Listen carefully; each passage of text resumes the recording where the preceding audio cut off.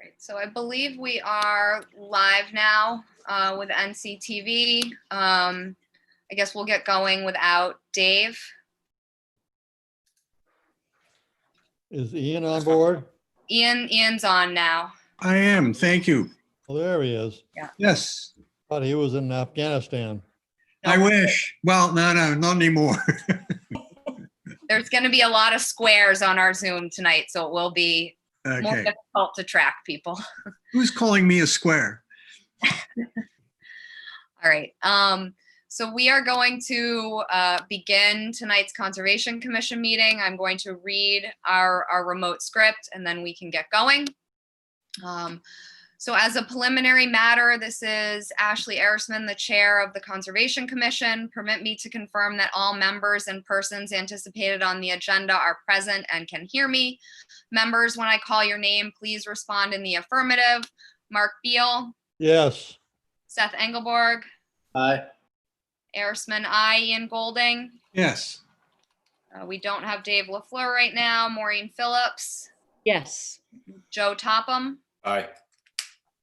Staff, when I call your name, please respond in the affirmative. Jeff Carlson. Present. Joanne Dodd. Aye. And then anticipated speakers on the agenda, please respond in the affirmative. And I'm just going to call on speakers who are currently here. We will have other speakers later in the agenda. So we have Dan Wells. Aye. Ryan Maxwell. Yep. Arthur Reade. Here. Mark Ritz. Reade here. So Arthur, you're here. I'm here. Okay. Mark Ritz. Present. Dan Bailey. Here. Arthur Gasbarro. Here.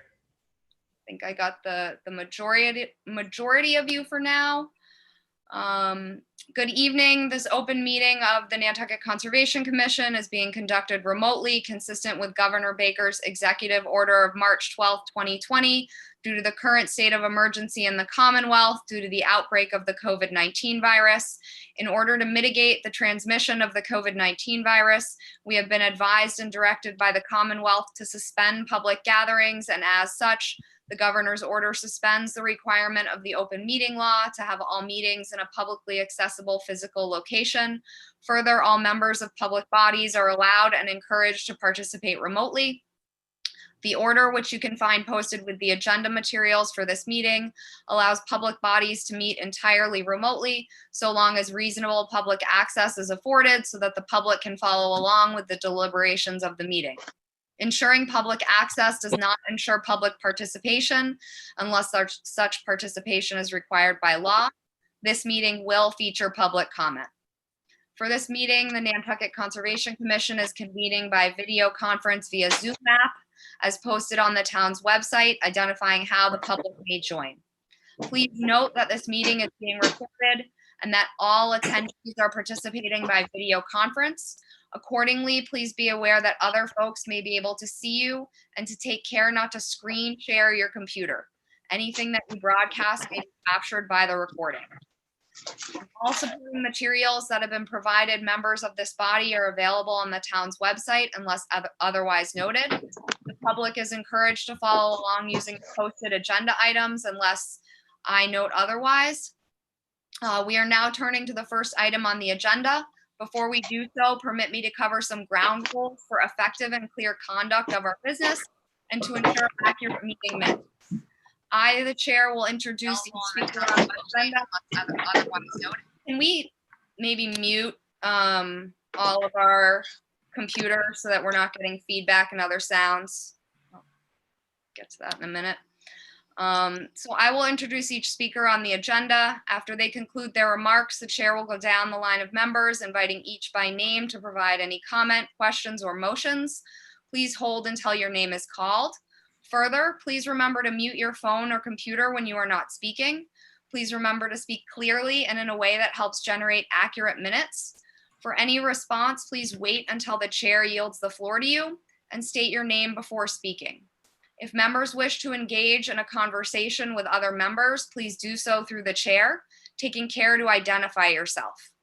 For items with public comment, After members have spoken, the chair will afford public comment as follows. Staff will activate the chat feature on YouTube. Members of the public who have comments or questions can use this feature to communicate with the public body. Instructions are on the town's website. The chair and/or staff will do their best to address the questions and comments. And finally, each vote taken in this meeting will be conducted by roll call vote.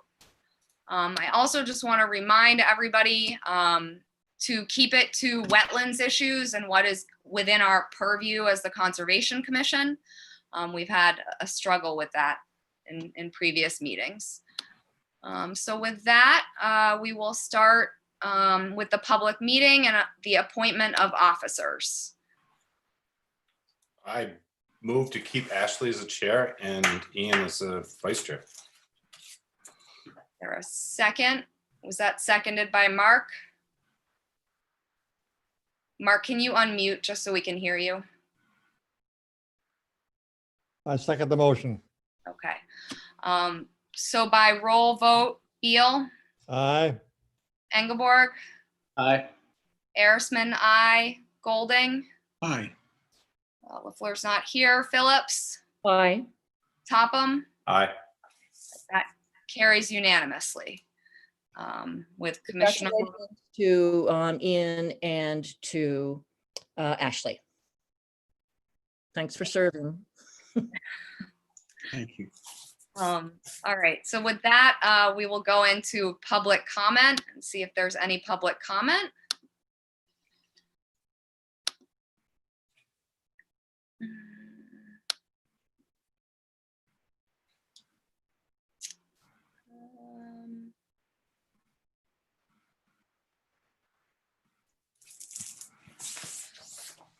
Looks like there's no one jumping from the public at this point. So we can move into the public hearing. The following is continued. 62 Cliff Road Realty Trust at 62 Cliff Road is continued until July 23rd. I think that's our only continuance tonight. So we will begin with Kim Gluacki at 46 Easton Street. This is represented by Dan Wells, Dan Bailey, Kim Gluacki, Calvin Fayard, and Ryan Maxwell. So who would like to start for you guys? Ashley, it's Dan Bailey. I'll start. And as you mentioned, I've got with me Ryan Maxwell from Don Bracken's office and Dan Wells from Goddard Consulting, who's our wetland person. And I'm going to ask Dan if he could, if it's acceptable to the commission, what we'd like to do is go ahead and screen share and put the site plan up. So I think Joanne can do that for us. Perfect. Perfect. Thank you. You know, the commission, where'd it go? Hopefully it'll come back. That was me, but did you prefer Joanne to do it? I was able to do it on my end. Dan, if you want to go ahead and do it, that would be fine. Okay. So in any event, the commission first heard this probably about 6 weeks ago. I was not present. You know, after that hearing, I got involved in large part to help sort out the interplay between the Wetlands Protection Act, the Nantucket Wetlands bylaw and regulations, and Chapter 91, all of which can sometimes have you know, differing jurisdiction, and you know, terms in one may mean something completely different in another. And talking with people who were at the last hearing and watching the tape, you know, I understand that there was a long discussion about water dependent uses and Chapter 91. And I want to say right up front that we've revisited that, and that there was not going to be any boat storage in the building. Okay, I understand that was a very sensitive issue. I understand why it would be for the commission. I understand the DEP angle on it. We'll work with DEP to comply with their regulations, but there's a way to do it without doing boat storage in the building. So I just want to make that clear right up front. No boat storage, no vehicles, you know, no gasoline, none of the things that the commission typically would be sensitive to. The second point that I'd like to make, and you know, we're going to be bringing up some things today. We haven't made any changes to the plans. because we didn't want to do that until we brought some of these things before the commission and took the commission's temperature on your reaction to it. But the next thing that we want to mention is that we are prepared to eliminate foundations in these buildings, and that they would be built entirely on helical piers. Set the piers that are screwed into the ground, and then the building is set on those piers. There will be no foundation, as I said, and it'll be helical piers with breakaway panels, so that in the event of a storm, and this is in the V zone, those breakaway panels would break away, and any water would be able to travel underneath the building, theoretically across the street to the existing wetlands. But we all understand that this is a sensitive area when it comes to flooding. But that will, that approach will accommodate the V zone. There'll probably be 8 or 9 feet between the top of the helical piers and the forced floor elevation. Dan or Ryan can jump in when I'm done and clarify if I don't have that just right. The other thing we'd like to mention and talk about is there's an existing wood bulkhead on the site. I don't know if you're picking this up, but I'm sure I think Dan is showing it. That bulkhead, as far as we can tell, is probably close to 100 years, if not even 100 years old. It's seriously deteriorated, and it, as far as we know, and we know of no reason why it wouldn't, it continues across the entirety of the site because it hooks up with, there's an existing bulkhead right here on the White Elephant property, and we see the same thing to the east at the breakers. So we'd like to have a discussion about increasing the height of that bulkhead by a couple of feet so that it matches the existing heights at the breakers here and at the White Elephant. Obviously, we'd have to do some excavation through here because what has happened over time, and the commission is aware of this, but I'll say it anyway. I mean, this is the only property along Easton Street that is not fully bulkheaded, or effectively bulkheaded. So the sand, piles up here, as you'd expect,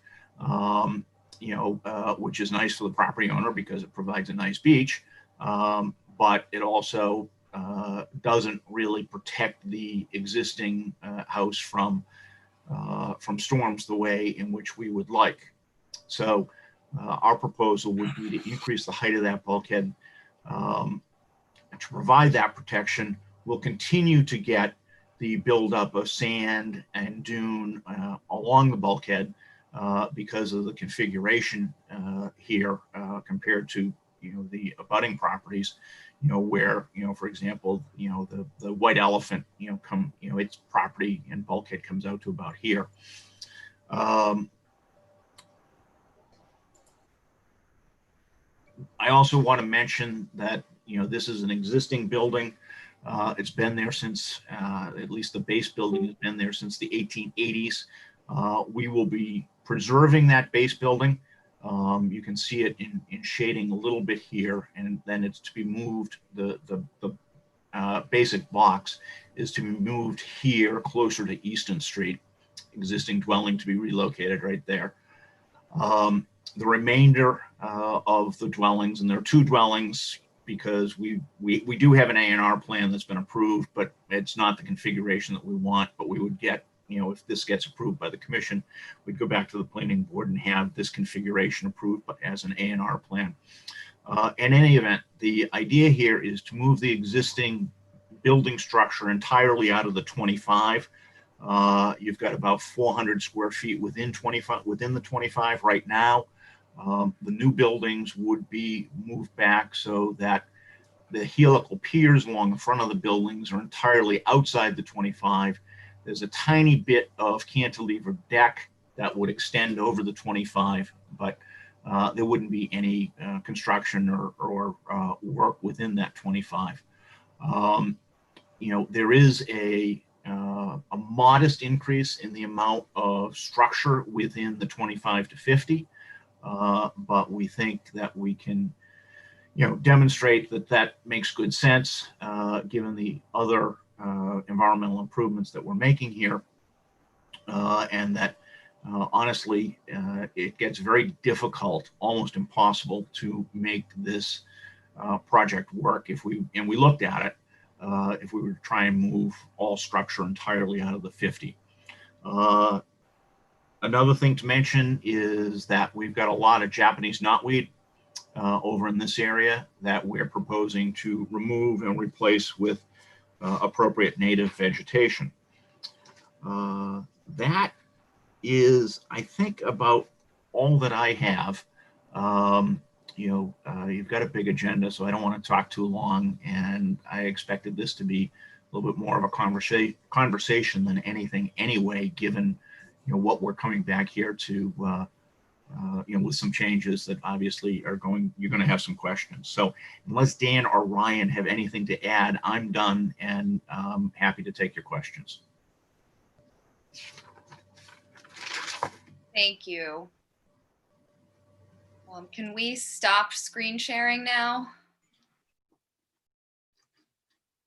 Awesome, thank you. Does anybody else from the project have something to add at this point before we get to questions?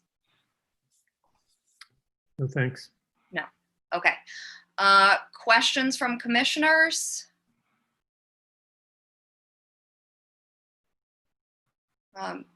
Maureen?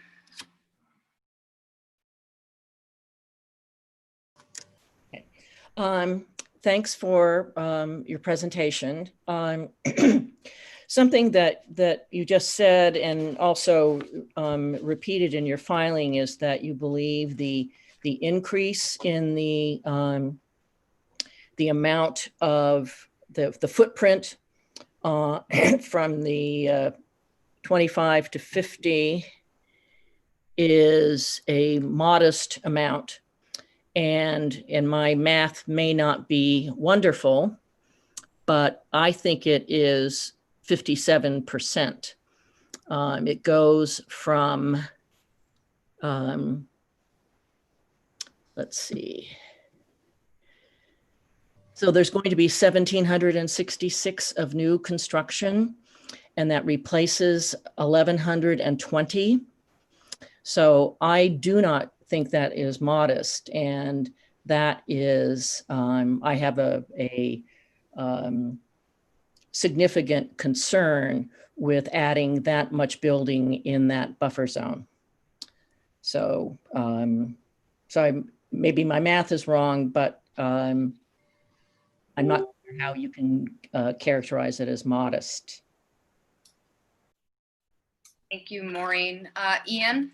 Well, to build on Maureen's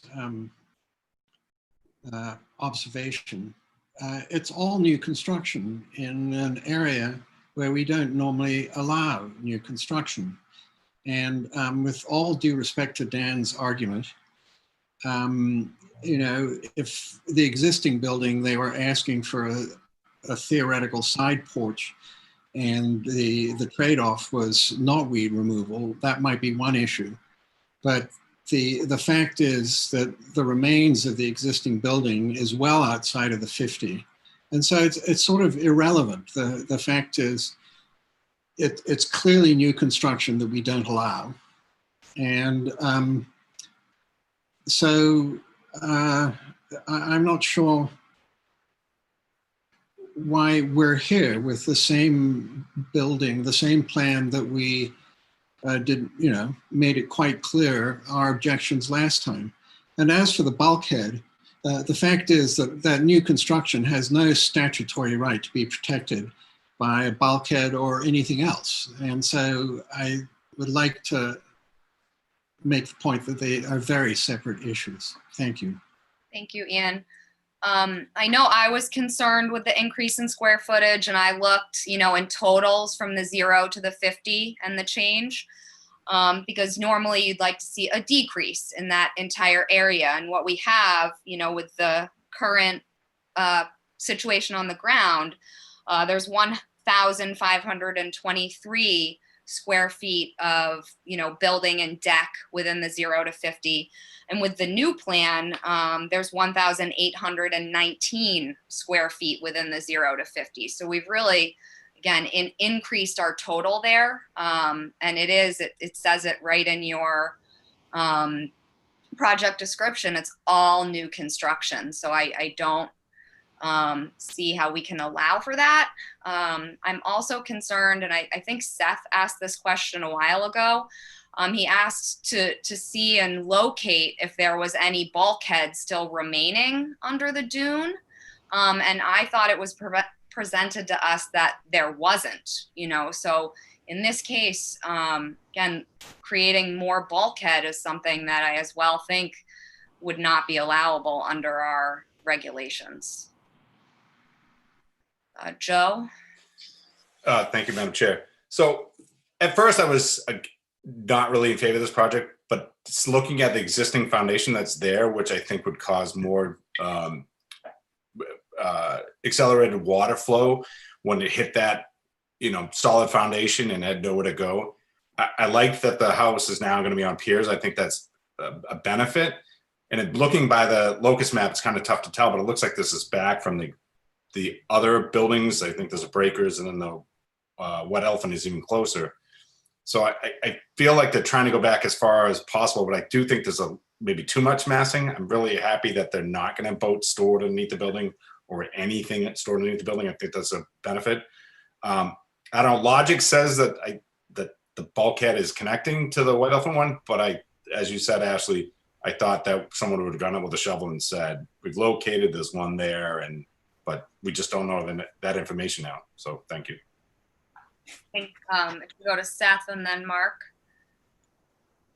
Thank you, Madam Chair. I don't want to sound like the bulkhead guy always, but yeah, I did ask when this filing initially came in for the project representative to locate the terminus of the bulkhead.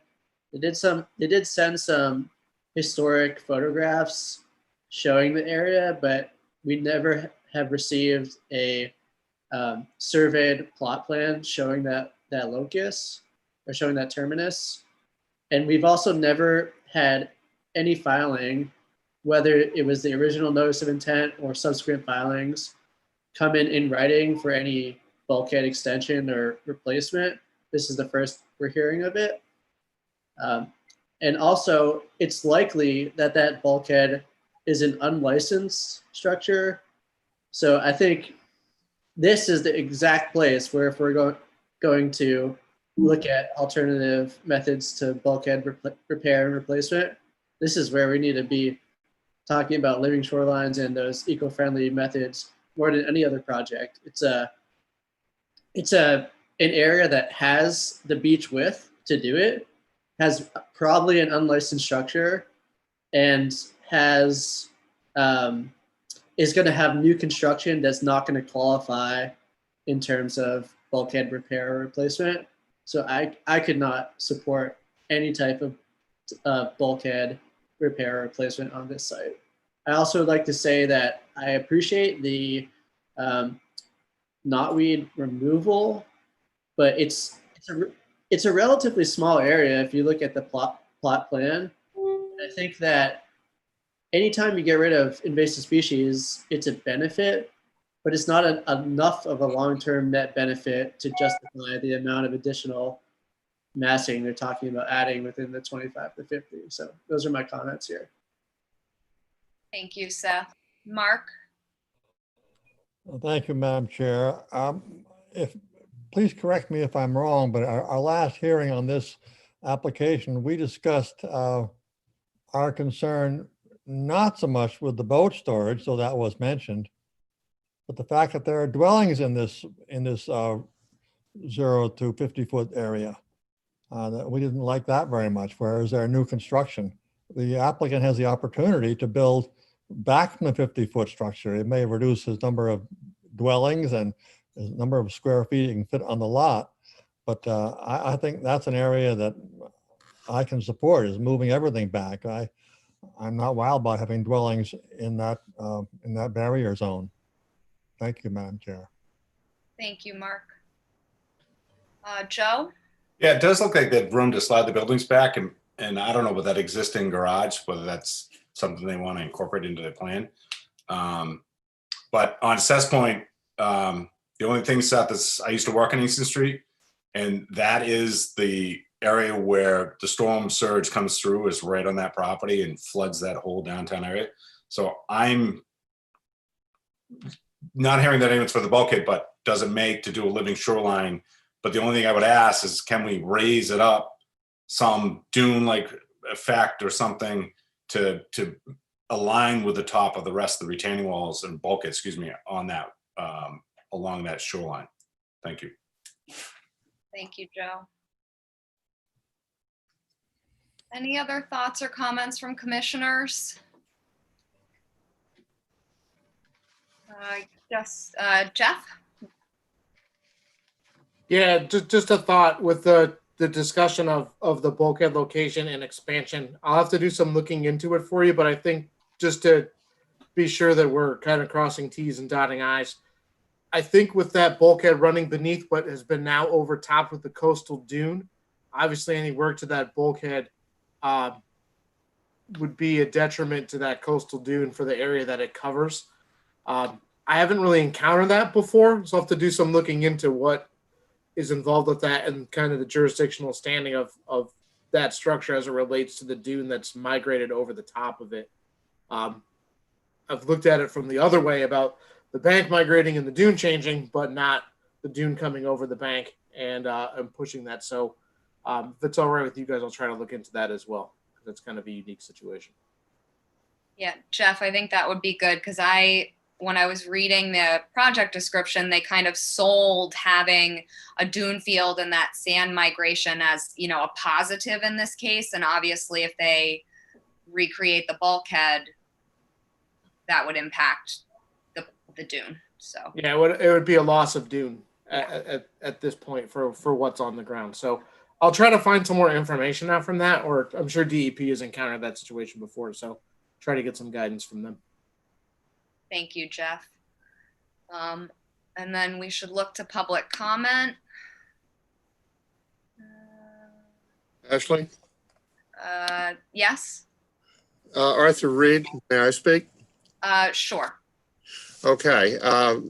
We represent, and for the record, Attorney Arthur Reade, we represent the Frisbee family, which own the property, formerly the Breakers, that's been referred to. They've owned it as a residence for some time. And without belaboring the position, they agree with the position set forth by several of the commissioners, particularly with regard to the increase of footprint within the 50-foot no build zone, residential space at that, and again, as new construction for the greater portion of it. And we'll continue to be monitoring this, but appreciate the comments from the various commissioners. Thank you. Thank you. Jeff? Sorry, I was just going to read through the public comments if you'd like, Madam Chair. Yes. So Bill McGowan commented kind of two in a row early when we were talking about the bulkhead, that the bulkhead is from 1938 and that the Breakers bulkhead is quite high. And then later down in the comments, Emily Molden from the Nantucket Land Council asked the question, does the knotweed extend onto the adjacent property? If so, its removal is still encouraged, but eradication is extremely unlikely. And then she continued, also as stated by the commissioners, any increase in building footprint within these buffer zones is not appropriate per the local regulations, and an alternative clearly exists, so the waiver provisions could not be met. Thank you, Jeff. Seth? I can offer a bit of advice to the question regarding whether the knotweed extends onto the adjacent property if able to. Yep. We were able to conduct a site visit at this property way back before COVID-19 set in, and it looked like, in fact, that knotweed is over the property line as well. Yes, I would have to agree with you there, Seth. Any other thoughts or comments from commissioners? Maureen? I just wanted to add that in the prior presentation, there was an attempt to cast this as a water dependent use because of the boat storage and all of that. And we declared at that meeting that this was not water dependent. We made a kind of a formal ruling to that effect. And I was very interested to see when this came back to see, okay, what could possibly be done. And just summing up what everyone has said, this is not an appropriate place for a lot of new construction. It may be not as financially, Dan in his letter mentions that it would not be financially feasible unless all of this could be allowed. But our concern is the feasibility of maintaining that environment. And I don't see where this rises to any kind of level that this has to be done. It's creative perhaps, but this doesn't cut it, I don't think. Thank you. Thank you, Maureen. Jeff? Sorry, we just had one more public comment that came in, Madam Chair, and it's from Howard Lincoln, and he wanted to let us know that the bulkhead was there even earlier than 1938. Thank you. So I would add to that really quickly, if people have documentation for that they could submit to the office, that's always very helpful for us to add to the record. And Jeff, correct me if I'm wrong, but if a bulkhead were to fall into complete disrepair, as this one has, it would essentially lose any licensing that it might have had, right? And it would be considered a new construction of a bulkhead? Well, I think there's a few kind of thresholds in there. There's obviously, if you let it fall into disrepair, there's the possibility that it can become kind of like an abandoned structure. There's also the possibility, if it was never licensed, that could be the case. It may be licensed and in need of replacement, in which you'd be trying to permit, the replacement of the structure, and then you're trying to deal with kind of current performance standards with that. Or then there's just purely new structure as well. So I think a little history on it and knowing kind of the bounds of what exists and what level it's in. Like I said earlier, I think having the coastal dune, having migrated above what could potentially be bulkhead, is a really interesting wrinkle into this as far as jurisdictional areas. So I think we'll do a little more homework on our end as far as that issue goes. But again, what level or licensure exists is something that I think the applicant should be able to provide. Thank you, Jeff. Any final thoughts or comments from commissioners? Ian?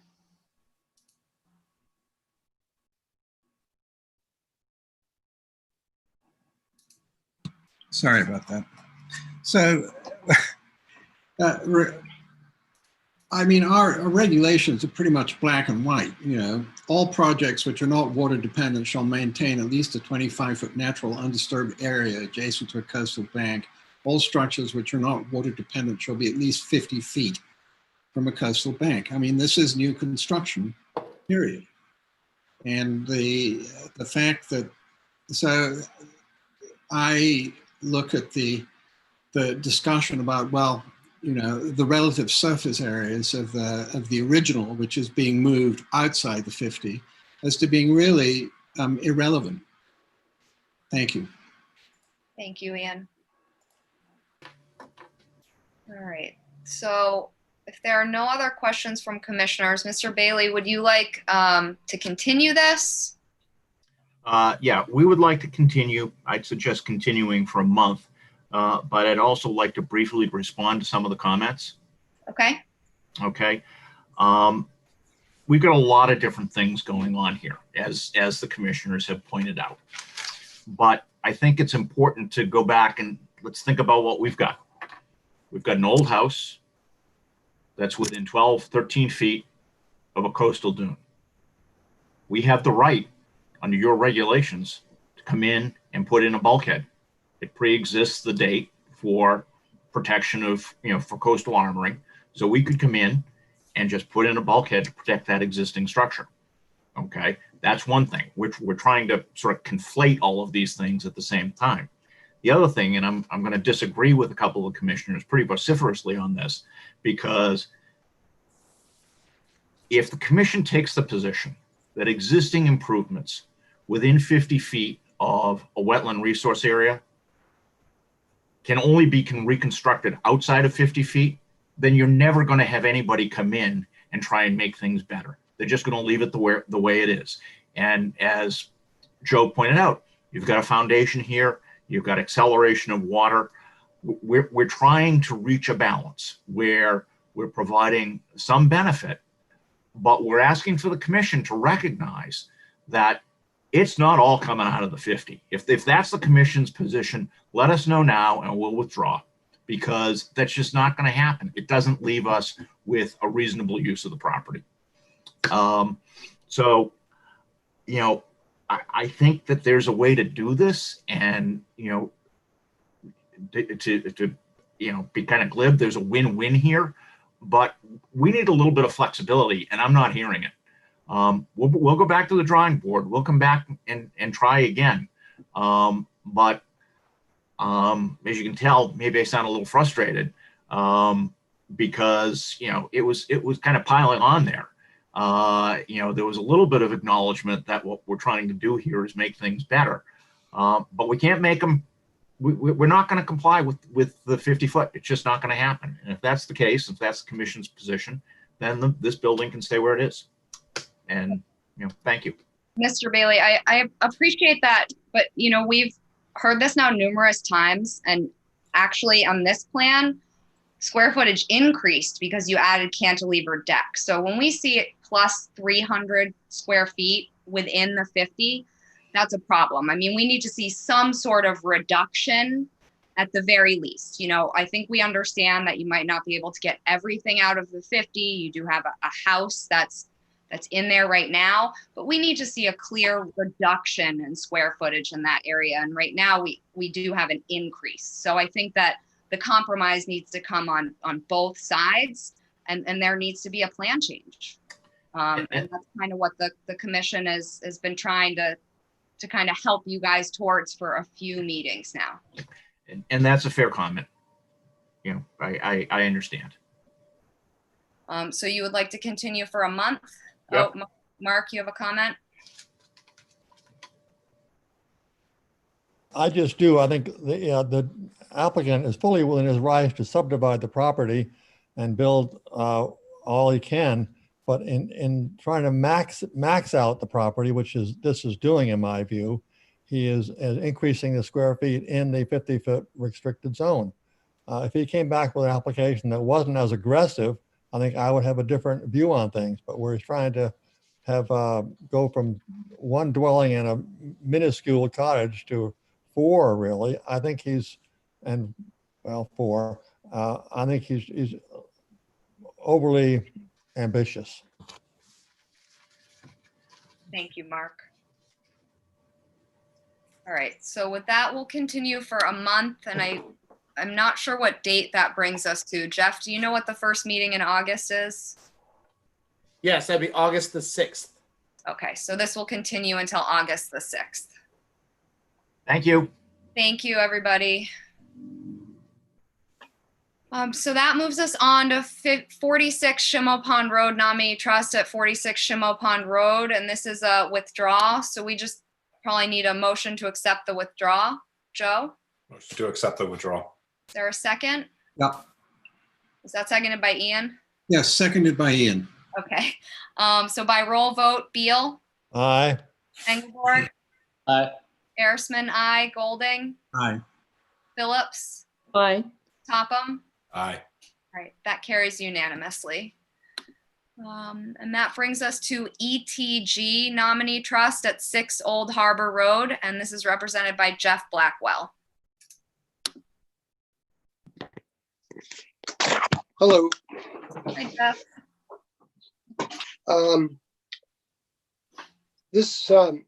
The project before you is going to take place on a vacant lot. the majority of the structure work within the buffer zone is comprised of a pool and a pool wall. There will be landscaping within the buffer zone, and the smaller of the two structures is just comes into the buffer zone several feet. So you have a section of driveway, a small portion of the smaller structure, and then the pool and the landscaping around the pool as the major components of the project. It is also proposed to create a 3-foot wide walking path so that the owner can access Washing Pond. An effort has been made to minimize the work within the buffer zone, and it is a lot that will be served by town water, but there will be a on-site septic system that is well beyond the buffer zone. So the impact should be minimal, and there are no waivers requested as part of this project. Thank you. All right. Any questions from commissioners?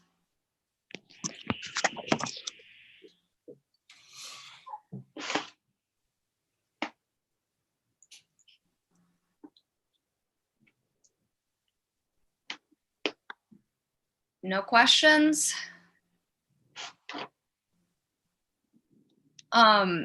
Jeff, where you guys are cutting the path down to Washing Pond, are you worried there's going to be like runoff going off the lawn down that path? I couldn't tell like what the grading was going to encourage that sort of runoff. Well, the site topography is generally, the grade is pitching from west where the building and pools are toward Washing Pond.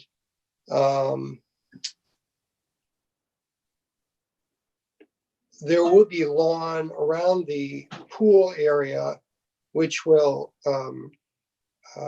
serve to dissipate the energy of any runoff. And I don't anticipate that there's going to be sediment carried down that path. If there's any indication that that is going to take place, I had discussed with the owners the possibility of creating a raised boardwalk to even further minimize the effect of the path down to the pond. It's something that they would certainly not want to take place on the property.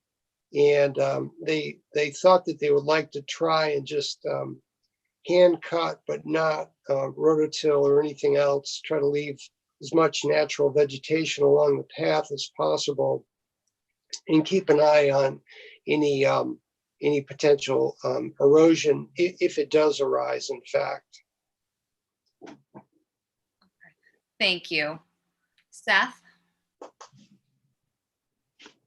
Thank you for that question and the follow-up. I think that in my mind, that makes sense as long as we condition no fertilizer use in the lawn area. Thank you, Seth. I agree with that. And I think, Jeff, maybe we can make this just like a standard condition, but these projects that are abutting wetlands with lawn, that they're actually submitting fertilizer reports and soil tests. Okay. Certainly. You can certainly make that a condition. Okay. Any other thoughts or comments from commissioners? Ian? Oh, you're muted.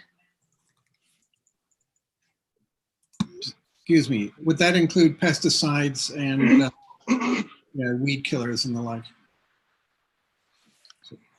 I mean, in my opinion, we should be regulating that sort of chemical treatment, but I don't know. It's not in the BMP, so I'm not sure. Jeff would have to speak to that. I think if you guys have grounds for protecting the interests of the bylaw, I think you could certainly condition the use of any chemical product within the buffer zone. Okay. It is, just to clarify that at the same time, fertilizer is something that's regulated through the town, and we have a BMP for. Pesticides and herbicides are regulated through the state for licensure and application standards, but you can certainly have the ability to regulate those, just like we do for like Phragmites projects that we've regulated, pesticides and conditions and herbicides for chemical treatments for invasive species to be the same kind of run. Thank you. Jeff Black. Yeah, we have no opposition to that condition being included in the order of conditions. Awesome. Thank you. Welcome. Any other thoughts from commissioners before we look at public comment? Looks like no.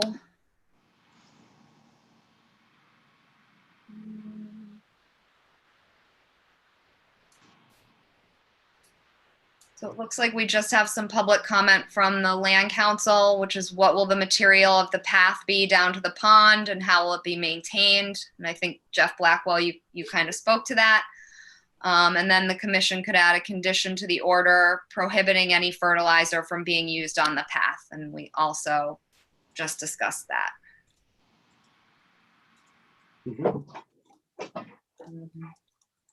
So if there are no other questions or comments, Jeff Carlson, do we have everything we need to close? Yes, you do. All right. Jeff Blackwell, would you like to close? Yes, please. Is there a motion to close? So moved, Madam Chair. Motion made by Ian. Is there a second? Seconded by Mark. So by roll vote, Beal, Aye. Engelborg, Aye. Arisman, aye. Golding, Aye. Phillips, Aye. Topham. Aye. That carries unanimously. Thank you, Madam Chair. And that brings us on to Arthur Schwab at 8 Caroline Way, also represented by Blackwell. Yes, Jeff Blackwell for the owner. This is a property where a previously existing structure was located quite close to the top of the coastal bank. As you can imagine, this is an area that has seen significant erosion. That home was removed from the property and a new home was constructed more than 100 feet from the top of the coastal bank in 2018, 2019. And at that time, the original structure also had a wooden stairway and short stretch of boardwalk leading down to the beach. And the builder naturally assumed that that boardwalk could be continued and simply changed the portion of the boardwalk, the stair portion, into an aluminum type stairway, which the desire was to facilitate seasonal removal from the face of the coastal bank. So we're here to receive permission sort of after the fact, but it was a replacement of an existing beach stair. And the short stretch of boardwalk at the top has been maintained. So the impact is minimal to nothing. And we ask that the commission bless this replacement set of beach stairs. Thank you, Jeff. Any questions or comments from commissioners?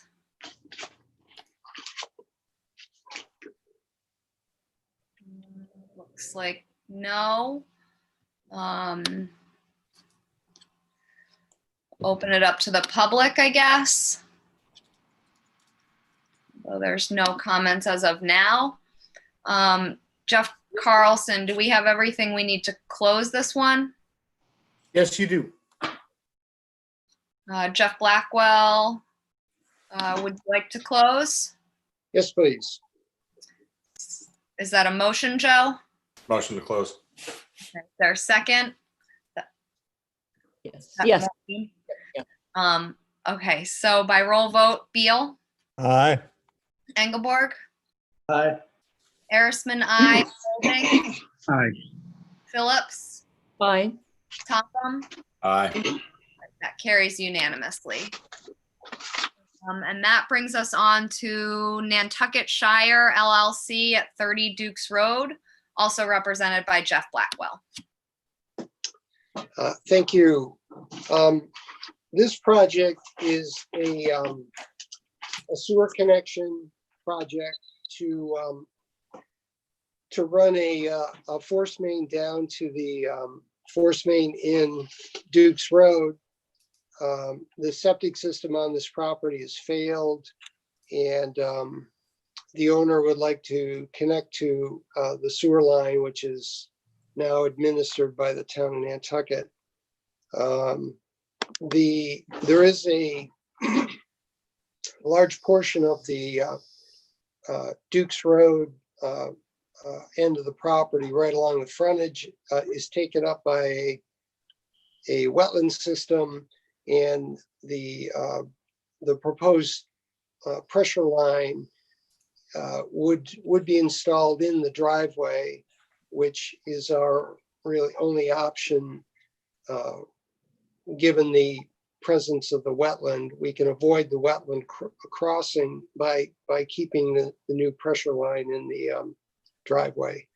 So there is work within 25 feet, but it's unavoidable. And the result is to remove the septic system and really improve the overall groundwater situation on the property. So that is the project. Thank you, Jeff. Are there any questions or comments from commissioners?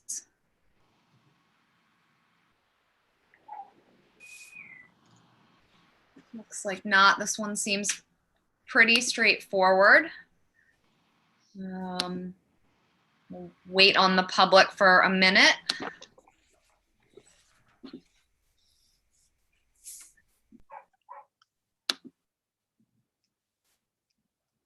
All right. Jeff Carlson, do we have everything we need to close this one? Yes, you do. We'll do one more check of the public. Jeff Blackwell, would you like to close? Yes, please. Is that Beal? Make a motion to close. Is there a second? Second. Seconded by Joe. So by roll vote, Beal, Aye. Engelborg, Aye. Arisman, aye. Golding, Aye. Phillips, Aye. Topham. Aye. That carries unanimously. Thank you very much. Thank you, Jeff. Here we go. That moves us on to Phyllis J. and Donald T. Visco at 67 Easton Street. And this is going to be represented by Dan Malloy, Mark Rits, and we also have some abutters, Brigitte Petroselli, and Arthur Reade. Good evening. This is Mark Rits. What you have before you today is a project at 67 Easton Street. This is a property we have been over a number of times before. There have been a number of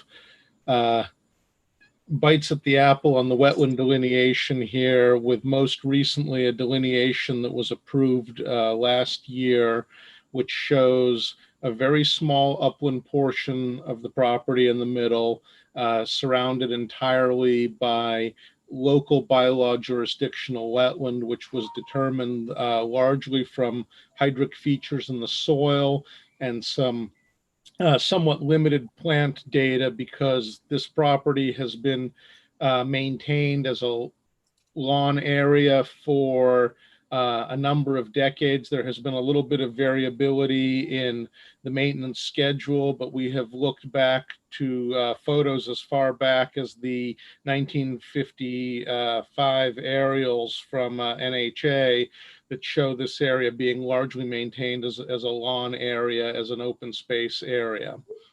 The project that we have before you tonight is the request to construct a small cottage within the upland portion of the property. The cottage is entirely confined to that upland portion, but all of the upland on the site is within the 25-foot buffer. Our approach to this cottage, first of all, it's about just a hair over 500 square feet. It's about a 504 square foot cottage with a small pervious driveway. We're proposing to construct the cottage on a pier foundation to allow flow through for floodwaters. We're in the buffer zone to the local jurisdictional wetland, and we're also within land subject to coastal storm flowage. We're not proposing any significant grade alterations on the property. So we're really just proposing to construct this cottage on piers that would allow existing floodwater conditions, existing infiltration to occur as it is. To offer a benefit for the property, this entire site is currently maintained as lawn, will be maintained as lawn indefinitely as far as I can imagine. We're proposing to restore the entire wetland on the property with a mix of shrubs, native wetland seed mix, variety of plants, basically to remove the lawn area and make an actual vegetated wetland. This has not been a vegetated wetland of any substance in an extended period of time. Part of the history on this property is that there is a drainage ditch which runs along the west and north edges of the property. If I've got my bearings more or less right here, I'm sorry, I'm a little off on my bearings, but there's a drainage trench indicated on the site plan here. And this was put in a number of years ago before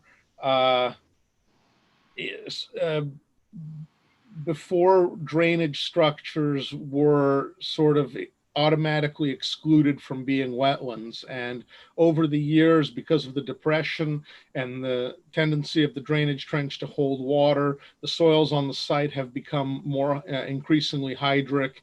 And this, a lot of the sort of wet hydric soil features on this site are the result of this historic drainage trench that was dug around two sides of the property. So what we're really looking to do here is to put in a very minimally invasive, very small structure that will be connected to town water and sewer, and to do a robust wetland restoration of an area that has been maintained as lawn for an extended period of time. We propose to put a permanent barrier demarking the restored wetlands, something like a split rail fence or other permanent barrier, and to really do a thorough revegetation, replanting, restoration of that wetland area. We obviously need waivers for this project because the entirety of the project would be within the 25 to this local jurisdictional wetland, and as well as our pier foundation would be within 2 feet of seasonal high groundwater.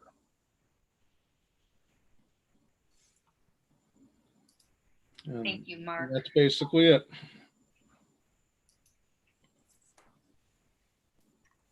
Any questions or comments from commissioners? Seth? Thank you, Madam Chair. I'm concerned about the history of the drainage trench. You can see in the satellite aerial imagery that it was not there in 2010 and appears to be installed sometime around 2014 without the benefit of a permit. And I understand some of the history of the site in that the mowing and the maintenance of a lawn predates the Wetlands Protection Act, but there was also additional activities that post-date the inaction of those regulations that should have been permitted that haven't been. So I'd just like to bring that to light here. Thank you, Seth. I know I was concerned with some of the photos submitted by the Land Council showing what looked to be some shrub vegetation that has disappeared off the site, within the last decade. So that is something I was concerned about as well. Any other thoughts or comments from commissioners?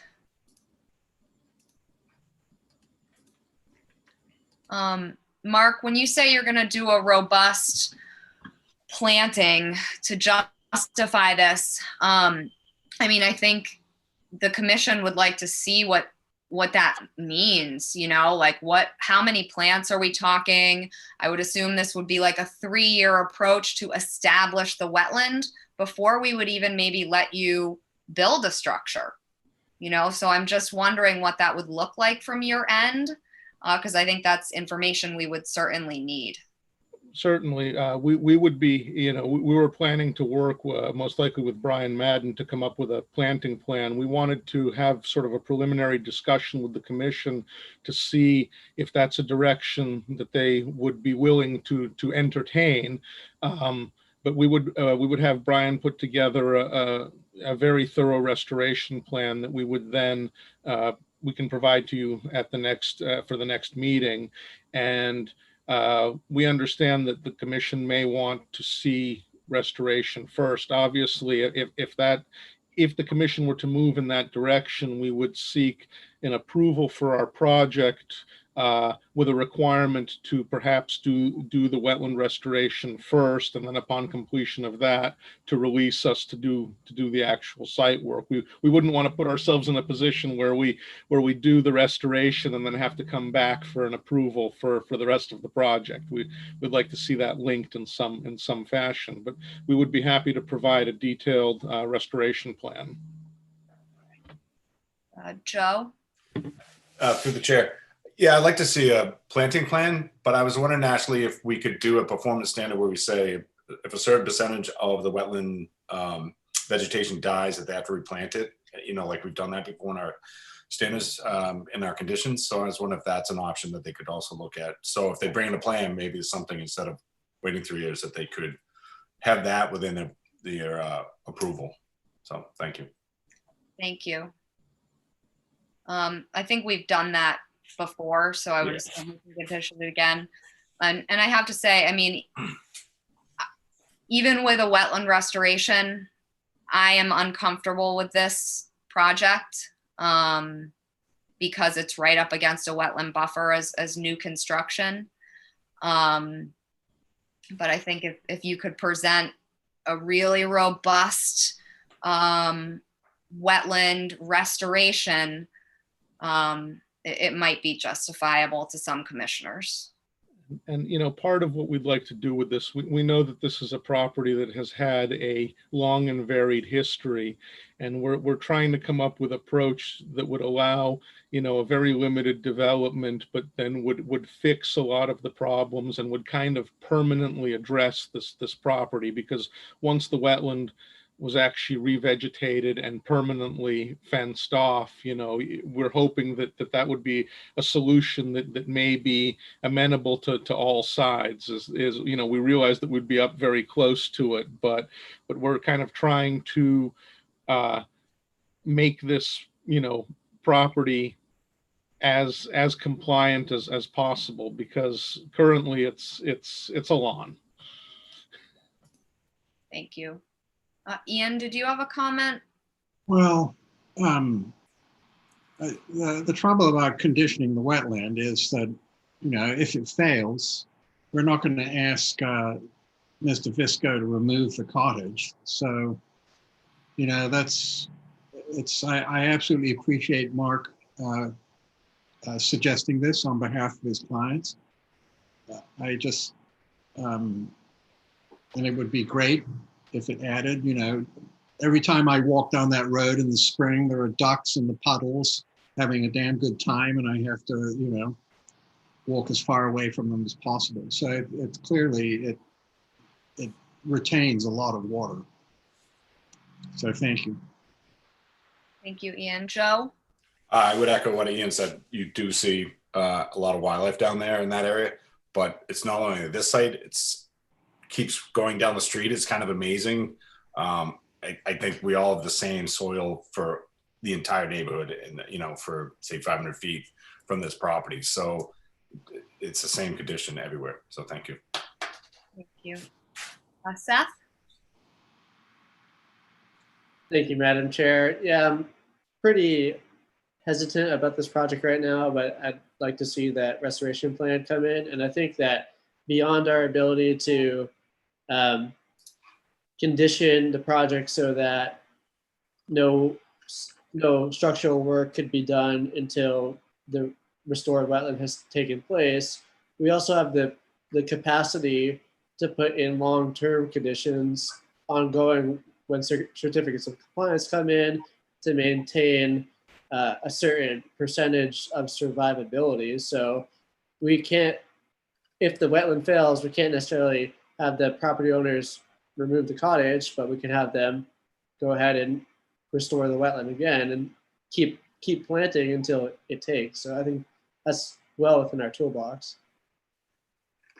Thank you, Seth. Maureen? Yeah, I echo several commissioners' comments that, I mean, if this could be brought back to a proper wetland, I think that would be, could be something where you essentially have it, looks like it's really a tiny house. Is that what it is, Mark? 500 square feet. Yeah. And right now it's not a particularly attractive parcel of land. And if this revegetation happens, then that would be a net benefit. And so I think it's hard for us to balance all the time. And, you know, we just had a case where it was very hard to see how what was going to be happening could be balanced. But this has a larger opportunity for mitigation. And if it's done right, if this new wetland can take effect, I think that's something, if we condition it properly, I think that would be a good way to go. Thank you. Maureen. Any other thoughts or comments from commissioners? We'll open it up for public comment. Ashley, if I may, Attorney Arthur Reade, representing Brigitte and Nicholas Petrocelli, who are abutters to the property. We're looking here at a project that involves building a structure on a lot which is now unimproved, which would be directly up at several of the corners of the structure to the wetland boundary, what is acknowledged by the applicant to be the wetland boundary.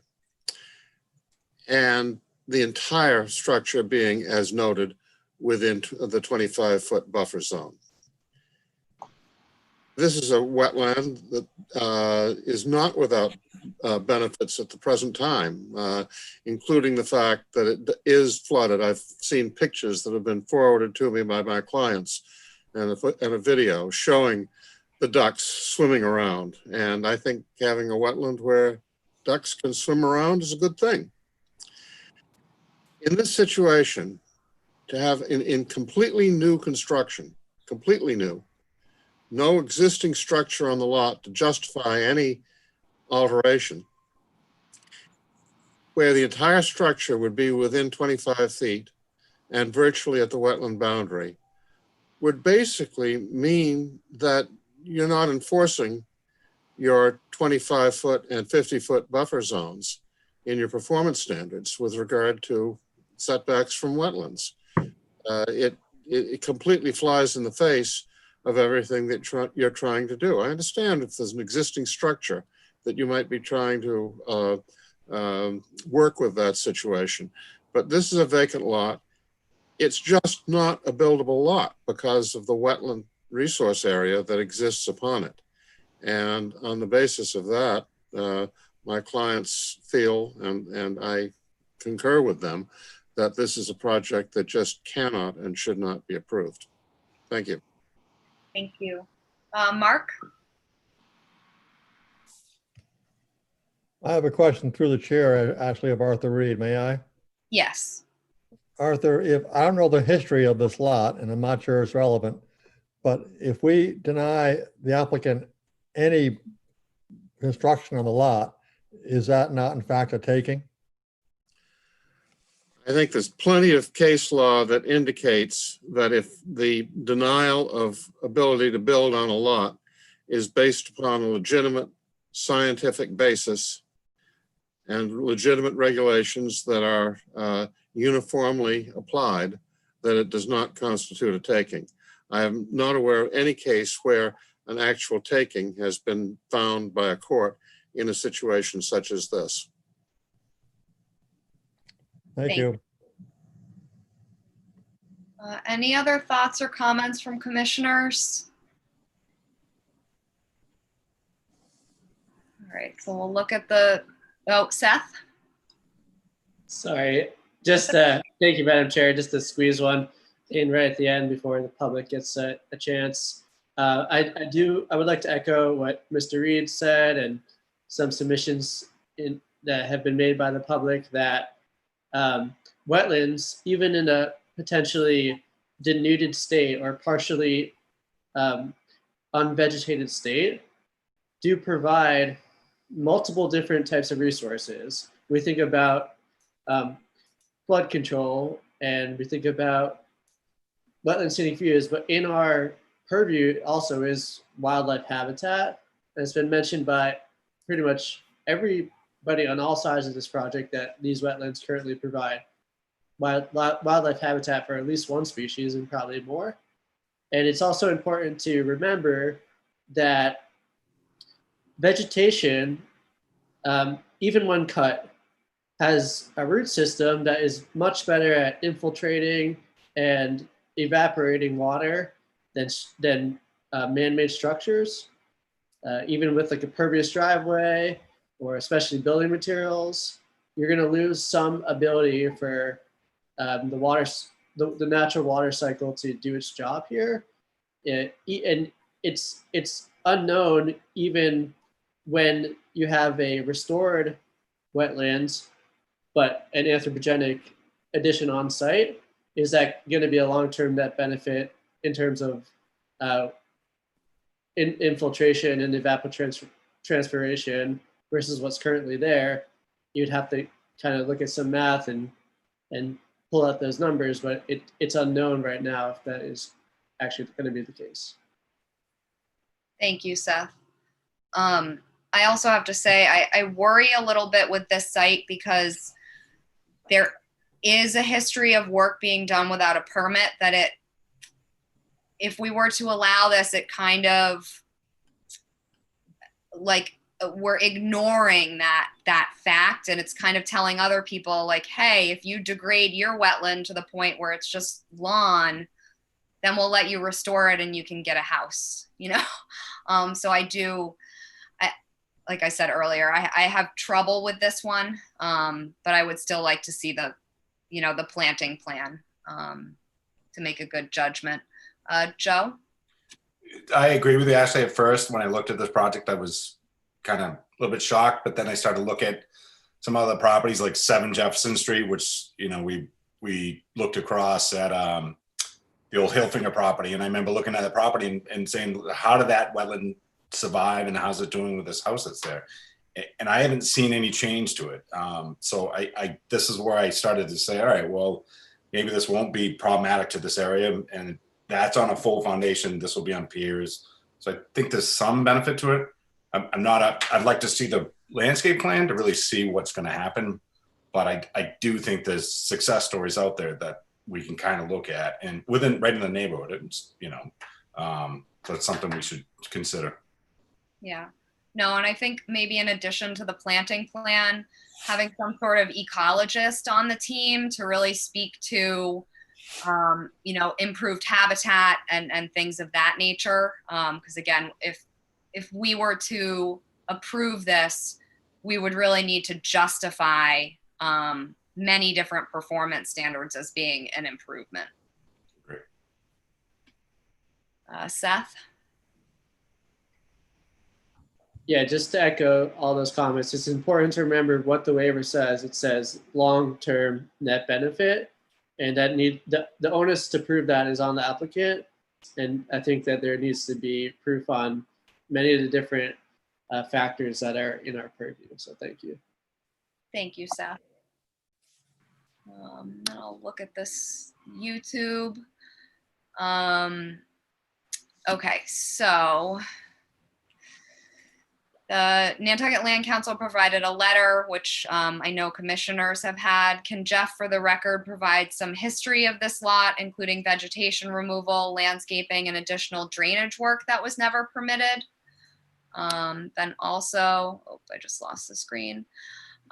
This property has always been an IBW with land subject to coastal storm flowage. We contend that the entire site has great flood storage values with unpermitted vegetation removal. Again, from Emily Molden, it has never been a buildable lot and is not presently a buildable lot. From David L., and I'm not sure if he can clarify his last name. We are abutters to this lot, and we would like to know the applicant's plan to implement significant drainage and pumping systems to ensure that adjacent lots are properly protected. Wetlands are an issue. Again, from Emily Molden, allowing brand new construction on this site in exchange for vegetative plantings that may or may not succeed now or in the future is not an appropriate net benefit that can justify a waiver for your regulations. And then again, from David L., first and foremost, we certainly are mindful of the impacts to wildlife and vegetation. So I think the only thing that could really be answered right now is Jeff speaking to the property history here. Sure, I'll try my best to do it, and I'm happy to, if we end up continuing, put together more of a written narrative to add to the packet, into the written record as well. Yeah, it's had a bit of a sordid history in my time with the commission since about 2011. We've had a number of issues where unpermitted work has happened. Just kind of off the top of my head, obviously the curb cut that was installed was without benefit of permit. There was a stand of primarily willow that was kind of in the middle of the lot that you can see in a lot of the pictures that get submitted. That was taken down and cleared. That drainage trench around the perimeter was installed and kind of reworked a bit from some of the original drainage that was there.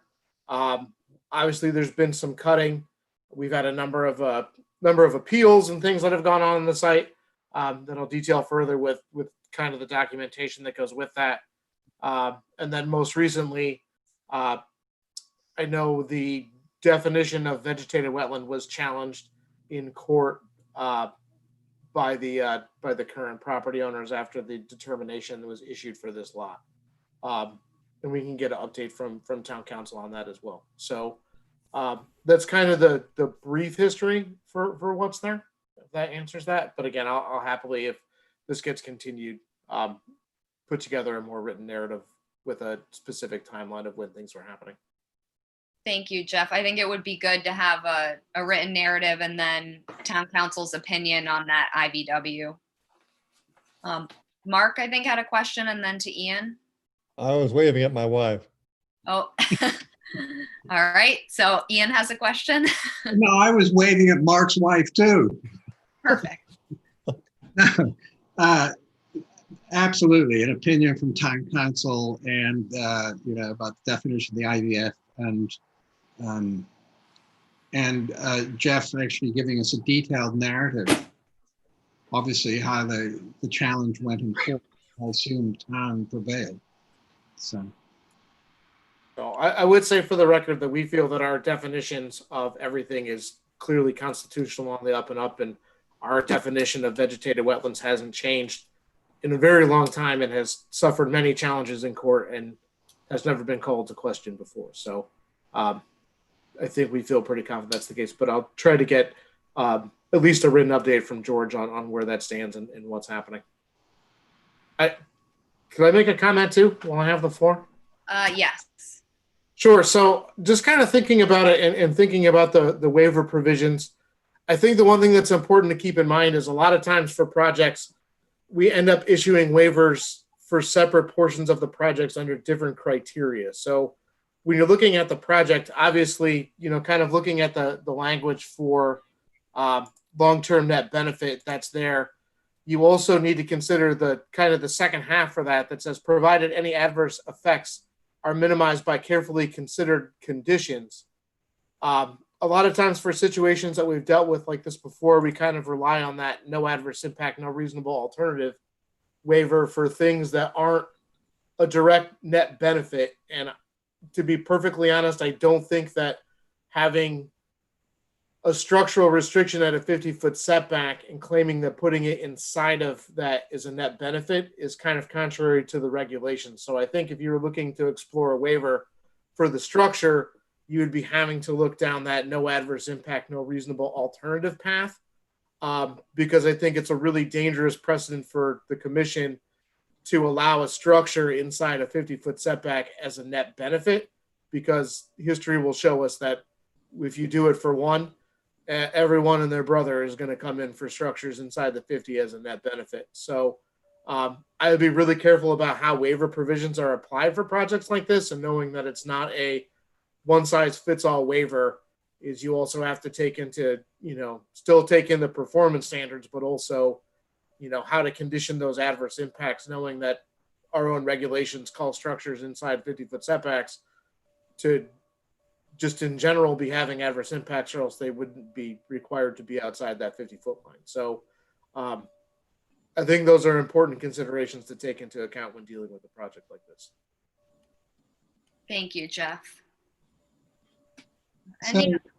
Ian? Madam Chair, thank you. So a question for Jeff and for Town Council through the chair is if the location and previous use has any bearing on this. Sorry, Ian, could you repeat that again?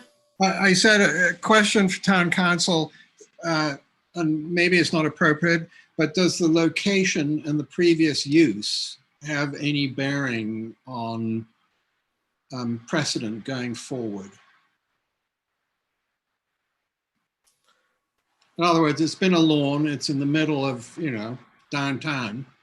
The last remaining sort of area that hasn't been built on, I mean, that was all wetlands originally. So I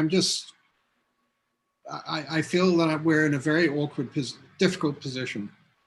So, when you talk about precedents, there's a big difference between here and, out on the moors, for instance. I would tend to agree with you a little bit, Ian, in principle, but I think the way that the regulations read is you're protecting the interests protected by the act, not necessarily the interest protected by the act, depending upon location.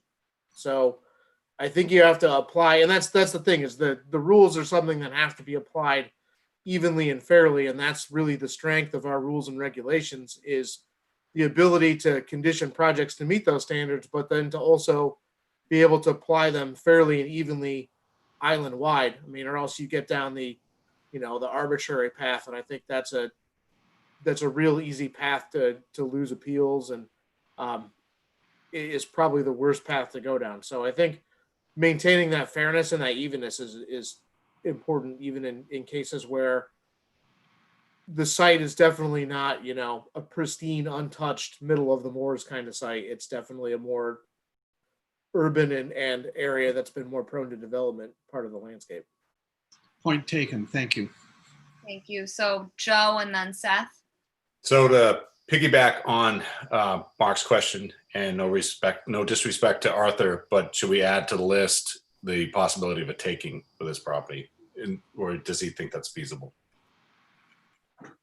Yeah, I'm happy to get George to weigh in on that. Amazingly enough, we actually have a little bit of experience with a taking claim on the commission, and I apologize for taking longer on this than I maybe need to. But The most recent example where we've dealt with this, and it's not a bordering vegetated wetland or isolated vegetated wetland, the commission actually was taken to court with the taking claim for 47 Massachusetts Avenue, which is the Hennigan property, where the commission denied the rebuild of that structure at the end of Mass Ave that had been taken by coastal erosion.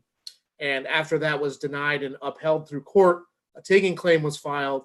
And to kind of summarize, and I wish George was here to speak on it better than me, but I'll try my best. To demonstrate that there's a taking, you really have to meet the standard of demonstrating that there's no benefit of the property to you. There's no functional use. There's nothing. And I know, having sat through court on that one specifically, I mean, the judge talked about being able to you can still access the beach to go and, have a picnic and enjoy and doing it. And there's still some value to the property in that sense. So taking claims are very hard claims to meet.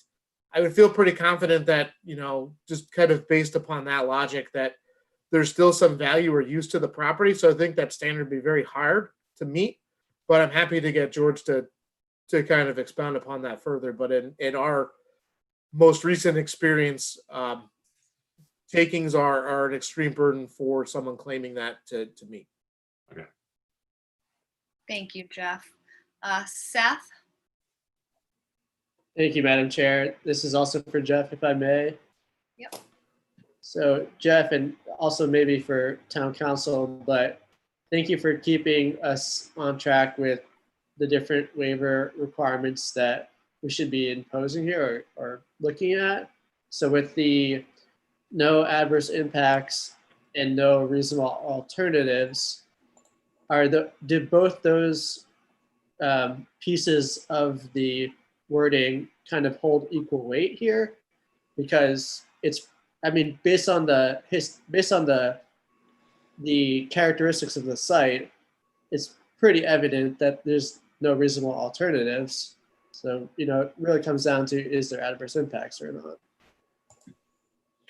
So to try to answer that, if I understood it correctly, I think the answer is yes, the waiver provisions are equal, but it really depends upon what performance standard you're trying to waive. So I think in this case, the performance standard in question is really the setback question for the structure, and you'd be waiving the 50-foot no structure setback. And I think you'd have to look at that and saying, is that structure within 50 feet a net benefit, or can we condition it to have no adverse impact? And then have to consider which waiver is appropriate to that performance standard. When you look at something like the replantings, that obviously is more of a improvement to the resource area, and it fits better within there. And you have to kind of look at the project collectively with that too, to see if between conditioning effects, whether they're positive or adverse, and the waivers requested, if you can condition the project to meet approval, or if you cannot, then the obvious other choices, then that project would get denied because it can't be conditioned. So they're equal, but they're also separate in how they're applied. Hopefully that clarifying it a little bit, but yeah, just one small, I think it's good clarification with just one small thing that I'm thinking of. So, it's written as no adverse impacts and no reasonable alternatives that will allow the project to proceed as presented. It just, just in my mind, it's a little bit, I guess we'll have to see what they come in with the plan, but it's just because the nature of this site being so odd, I would say, I don't know if there really are any reasonable alternatives other than not doing anything. Yeah, well, I think the question, honestly, Seth, to answer your question really bluntly, I think the question is going to be whether or not the commission feels that putting a structure inside the 50-foot setback is having an adverse effect. That's going to be the real crux of it. Yeah, thank you. Thank you. Any other final thoughts from commissioners? Maureen? And thank you, Madam Chair. And Seth, this is kind of directed at you, but maybe I'm not sure. Maybe Jeff. in looking at this and thinking of this as a essentially an empty lot that floods, I was thinking, well, if we can kind of recreate the actual wetlands vegetation that has been allowed to be mowed and otherwise has diminished over the years, that and then comparing that to the fact that there is a lot of people who've spoken tonight and commented believe that it's a perfectly good wetland as is, and therefore no building, because that doesn't make sense. And I'm struggling with, if they make it, if you will, into a better wetland. I mean, is there gradations, Seth or Jeff, about how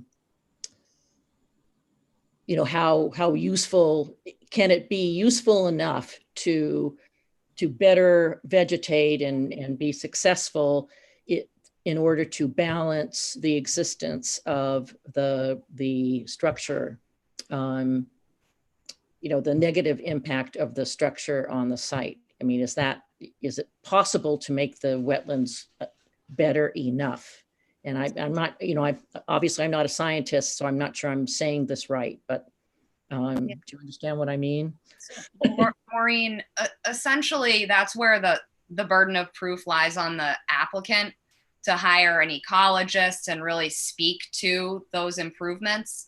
I mean, traditionally, recreating a wetland and making it functional is very, very difficult. I mean, there's tons of literature out there. It's not a 3-year thing. It's more like a 7-year plan, a 10-year plan to really get those plants to establish, the soils to work together, and then wildlife, and other species besides like mallard ducks to really want to be using that site. So I think that is going to be challenging for the applicant. And I don't know if Jeff or Seth wants to speak to that any further. Seth?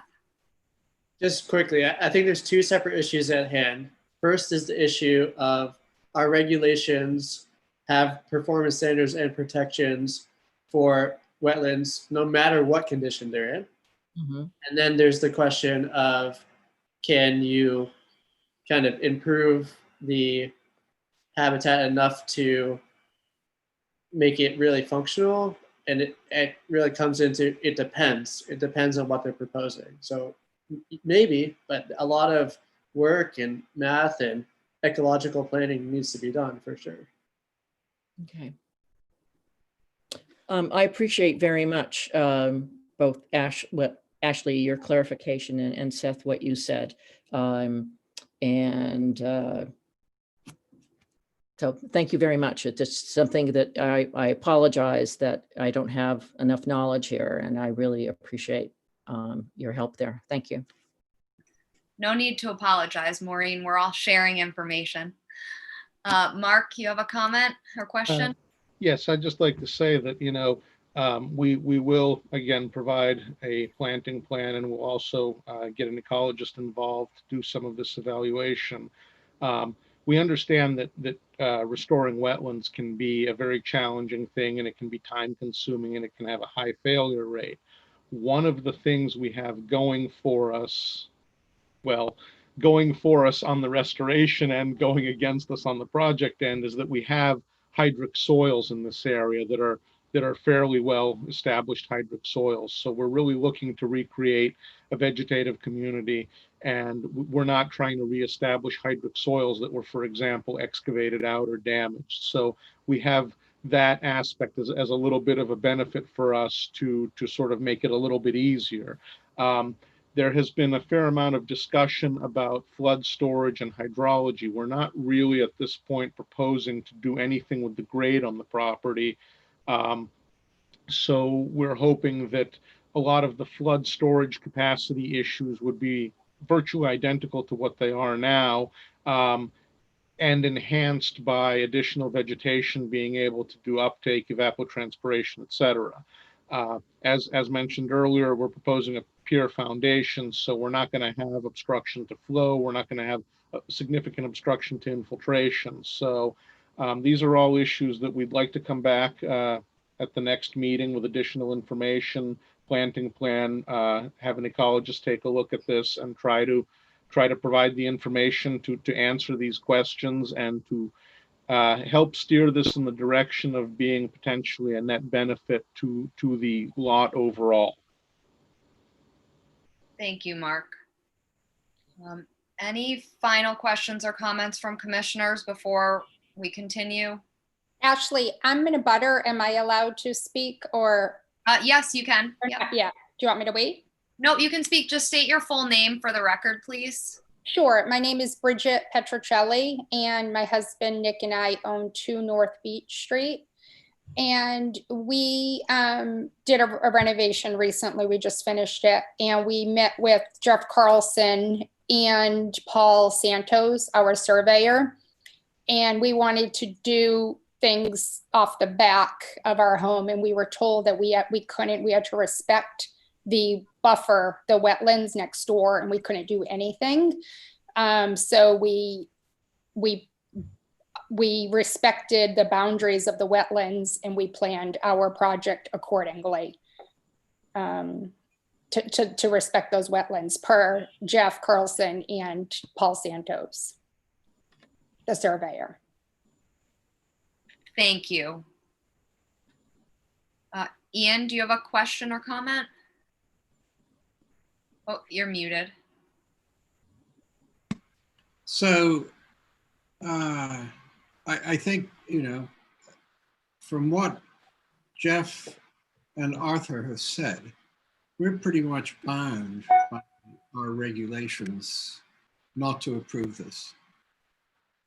So no matter what plan Mark brings in, the fact is it's a defined vegetated wetland, and it's being put right there. So I'm starting to have deep misgivings about this. Thank you. Thank you, Ian. All right. If there are no other comments, Mark, would you like to continue for 2 weeks? Let's continue for 2 weeks at this point, just to see where we can get in the process. And if we need to move it out, we'll ask for a continuance in the interim. Okay, so this will continue until July 23rd. Thank you. All right, thank you. Thank you, everybody who spoke on this one.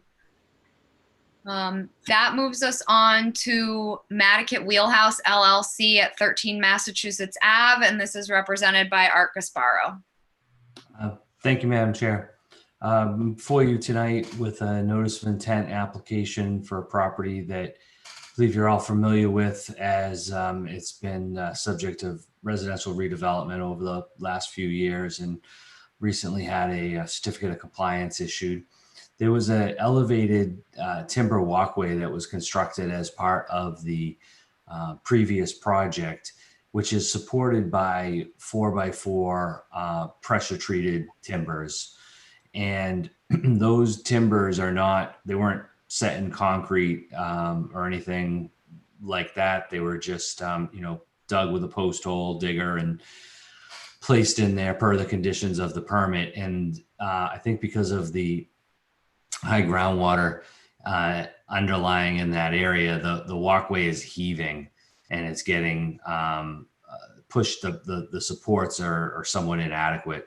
So this proposal is to simply replace the 4x4s with helical anchors. And what we would do would be to just unbolt the walkway that was constructed, move it aside. There's a contractor on island who has a portable installer for these type of anchors, which is could be run by basically 1 to 2 men really, and it doesn't take very long. And I've included some details on the anchoring. They're not dissimilar to other approvals and installations on the island. So the footprint of the walkway stays exactly the same. We just want to swap the 4x4s for the helicals. And the belief is that those plates on the helical anchor will prevent that upheaving, from happening. Thank you, Art. Any questions or comments from commissioners? Please. Ian? Thank you, Madam Chair. Through you to Art. So where it says on the detail of the elevated walkway that it's a concept drawing only, does that have any bearing on this? In other words, it shows it, is it 30 feet apart, or am I not reading it correctly? Let me open maybe I'm missing it. It's certainly not intended to only be concept. We would literally change out, each support. It's 30 inches is the spacing. That's the width between them. So that's, it's basically, it's a 3-foot walkway. Yeah. So that they're spaced at 30 inches. And then going along the walkway, I think the spacing is 10 feet. It's whatever is there existing. We would just take the post out and put an anchor in. And how deep is the anchor, and what material is it? So the anchors are galvanized steel, and they're about 4 feet long. Thank you. Thank you, Art. You can add additional sections if needed, if it's, needs to go deeper, but I don't think in this situation that's the case. There's not really a significant load bearing down on this type of a walkway, but in some cases when you use these types of situations, you can kind of see in the drawing they're made to have additional sections put on if you need to go deeper for greater bearing capacity, but I don't believe that's the case here. Thank you. Thank you, Art. Any other thoughts or comments from commissioners? No. Madam Chair, if I may, I'm sorry. Yep. Art. We will need to continue for natural heritage as well. Okay. We have a file number, but Natural Heritage has until, I think it's the 16th. So I am hopeful, at the next meeting. We could be. Thank you. And it doesn't look like we have any public comment on this one. So if commissioners don't have any comment, we'll continue this until July 23rd. Thank you. Okay, perfect. Thank you, Art. So that moves us on to 11 Crooked Lane LLC at 10 Hickory Meadow Lane, and this is represented by Ryan Maxwell. Hi. So yeah, for the record, Ryan Maxwell with Bracken Engineering. So this property has an existing order of conditions that's been issued for it, and that is set to expire this month. And we have one more chance where we could extend it for another year. But given sort of how this project has progressed, we're actually going to ask that a new order be issued as opposed to extending it one more year and most likely coming back, asking for the same request in a year. Since there's an existing order of conditions for this already, a lot of what you see on the plan has already been approved and it's already under construction. The two pieces of the main house are under construction. The pool house is under construction. The construction on the pool has not yet begun. Let's see. So, looking at the plan, what's different on this plan versus what's previously been approved? If you look at the northeast corner of the property, there's this triangular piece that the applicant acquired. And the pool fence that runs around this open space boundary now extends up that new property line and then over to where it hits the driveway. So that's a new component to this notice of intent. Given that new piece is also that the driveway has been reconfigured and now it extends slightly into the 100-foot buffer. And then there's also these 2 geothermal wells that have been proposed. And all of this work is outside of the 50-foot buffer to the isolated wetland to the north and the BVW to the west. That's kind of it. I'd be happy to answer any questions on it. Thank you. So Jeff, what do we have to do with the existing order of conditions? That's a good question. So I think our recommendation on that is it's set to lapse here in the next couple weeks. And if this is able to gain approval in a new permit, I think you simply let it end, and then the new permit would take over.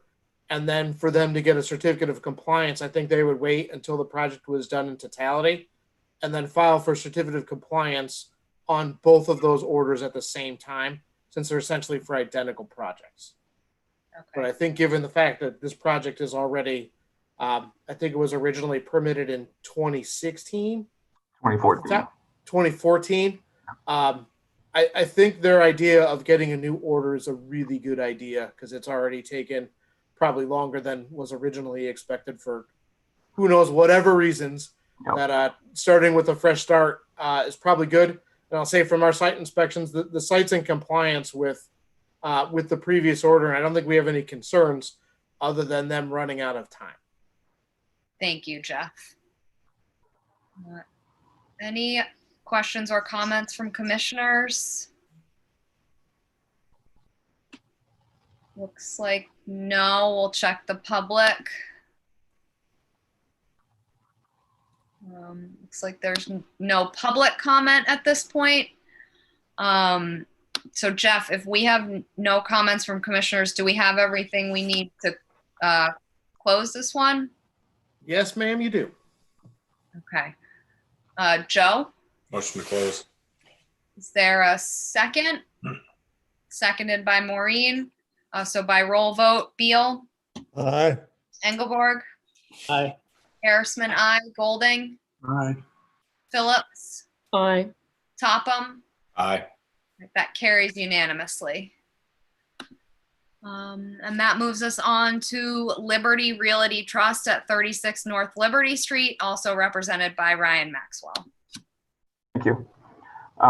So this project is actually similar to the last project in that the original order conditions for this project, identical project, was issued in 2013, and no work was actually ever done under that permit. And we, I think maybe a month ago, closed out that permit. But we're back tonight with the same project, essentially, seeking a new notice of intent. Thank you.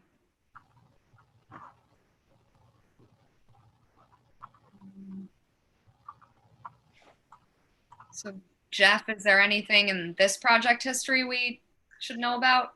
No, like you said, I believe it was actually the last meeting. We closed out the certificate of compliance for it and invalidated that last one. And that the site is as it was when they permitted it the first time. Okay. Any questions or comments from commissioners? Damn it. Looks like no. Oh, I do have one real quickly, just as a point of interest. This is filing only under the local bylaw. The state act does not apply to the isolated vegetated wetland that's across the street. So this is a local only. Thank you, Jeff. Not that it makes a difference, but it's for the record. So it looks like our public is quiet. So Jeff, do we have everything we need to close? Yes. Ryan, would you like to close? Yes. Is there a motion? Motion to close. I think Maureen got you. All right, the second, Sure. I'll give it to Ian. So by roll vote, Beal, Aye. Engelborg, Aye. Harrisman, aye. Golding, Aye. Phillips, Aye. Topham, Aye. carries unanimously. And that moves us on to Stafford Meyer at 41 Dukes Road, represented by Ryan Maxwell. Thank you. So this project is pretty straightforward. The applicant wants to put a new porch on the front of their house in place of just some steps and a stoop that are currently there. All of this work is outside of the 50-foot buffer. It's kind of it. There's no, there's no grade changes or anything like that. Happy to answer any questions. Thank you. Any questions from the commission? Looks like no. The public is pretty quiet. Jeff, do we have everything we need to close? We do. Ryan, would you like to close? Yes. Is there a motion? Motion. So motion made by Joe. Is there a second? Seconded by Mark. By roll vote, Beal, Aye. Engelborg, Aye. Arisman, aye. Golding, Aye. Phillips, Aye. Topham. Aye. All right. So that carries unanimously. Thank you. Thank you. To let Don know how much faster Ryan is than he is. Don only gives me the easy ones. All right, so that moves us on in the public meeting to certificates of compliance. We have Silver Fox Partners Real Estate LLC at 235 Nantucket Road. I'm going to ask if we can continue this. We're still trying to work out those issues with the compensatory storage for the flood zone out there. We've been in contact with them. So if we could just continue that to the next meeting. Okay, so we'll continue that until July 23rd. And that moves us on to Escape Hatch LLC at 20 Western Ave, represented by Art Gasbarro.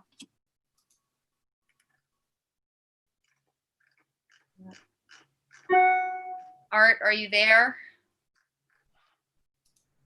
If he's not, I'll happily take over for him. All right, he's muted and may have left the room for a little bit.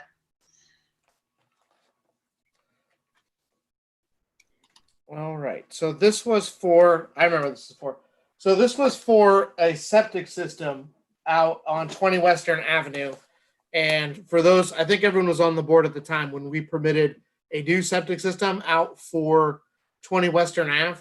This original one was permitted and installed back in the late 90s.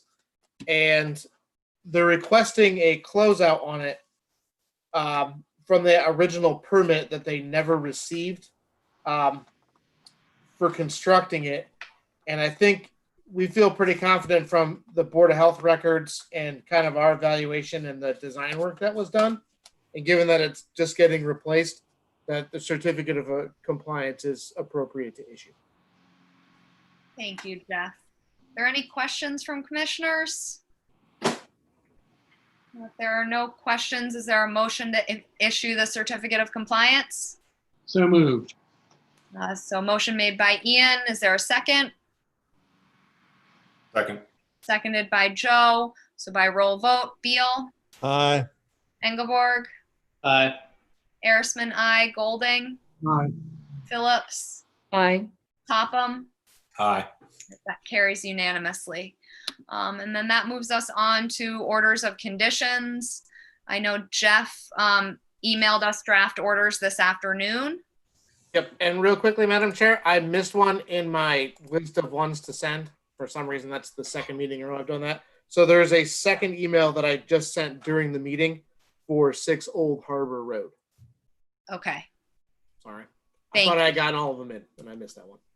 All right. So 6 Old Harbor Road is in our emails to look at that. So, or I'm happy if it's easier too, I can share a screen or do whatever we need to do.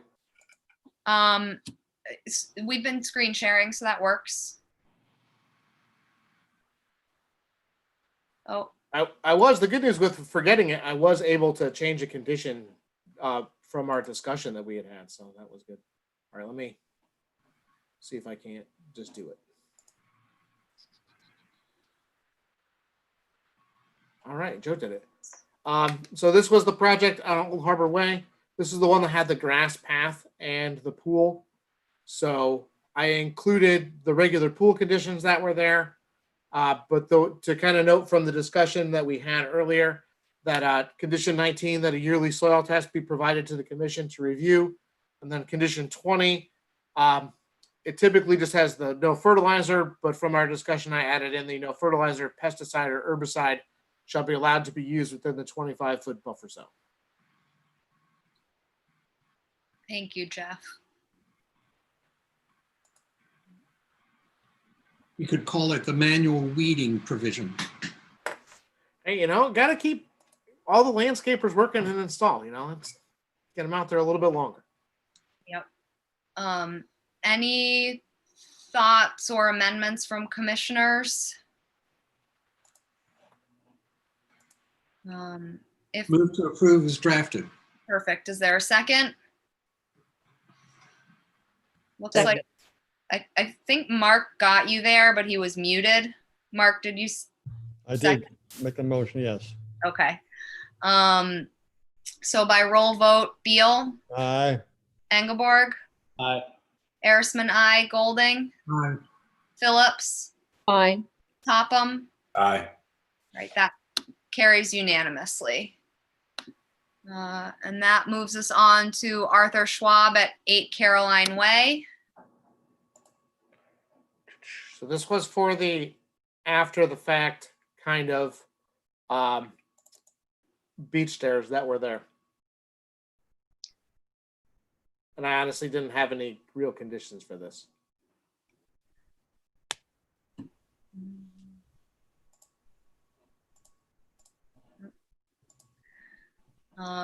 Any thoughts from commissioners, or is there a motion to approve as drafted? Motion to approve as drafted. Is there a second? Second. Seconded by Ian. So by roll vote, Beal, Aye. Engelborg, Aye. Arisman, I, Golding, Aye. Phillips, Aye. Topham. Aye. Right, that carries unanimously. And that moves us on to Nantucket Shire LLC at 30 Dukes Road, which was the sewer connection.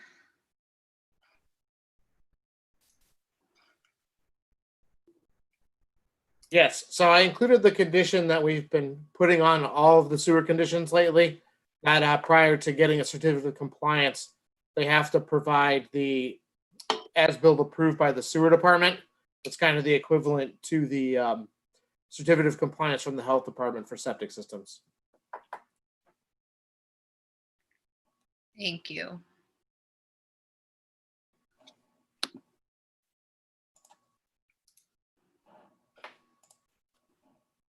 Move to approve as drafted. Is there a second? Second. Second. Oh, volunteer at once. I'm gonna give it to Mark because his box lit up first. So Like pulling teeth, Ashley. I know. Well, no one wants to get each other at the same time. All right. So by roll vote, Beal, Aye. Engelborg, Aye. Arisman, I, Golding, Aye. Phillips, Aye. Topham. Aye. All right, that carries unanimously. And that moves us on. Mattocket Wheelhouse had to wait, right? So we're 11 Crooked Lane at 10 Hickory Meadow Lane. Yes.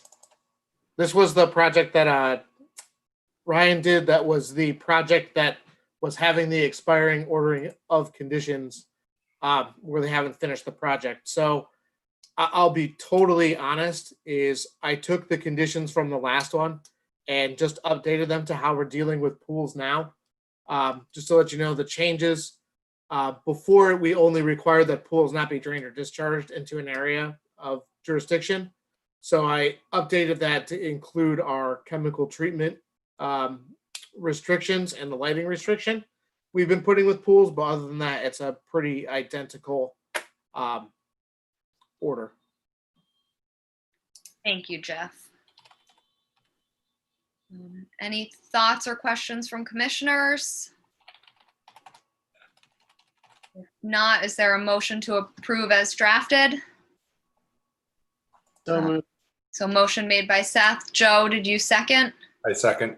Okay. So by roll vote, Beal, Aye.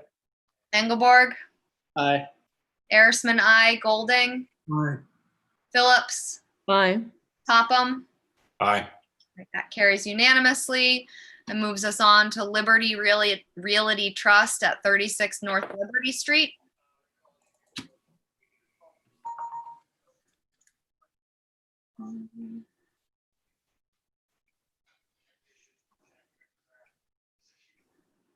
Yeah, I honestly didn't really have a lot for this one either, other than keeping the construction materials outside of the 50-foot setback, since it kind of hugs that building a little bit on the one side, but that was it. Jeff, is this? I thought this one was this a new dwelling on 36 North Liberty Street? It was just the stoop. I thought the stoop Correct. was the next one. No, this one had the North Liberty Street there was some additions on the existing structure after taking off the stoop. This is the one that we had permitted before. Yeah. Oh, okay. But there were no waivers. Everything was outside of 50 feet. So I was just having, because the 50-foot comes up across North Liberty Street, like towards the driveway. But there's a section that's there that just keeping the construction materials outside of the 50 and kind of in the lawn area of the property as opposed to inside the 50. All right.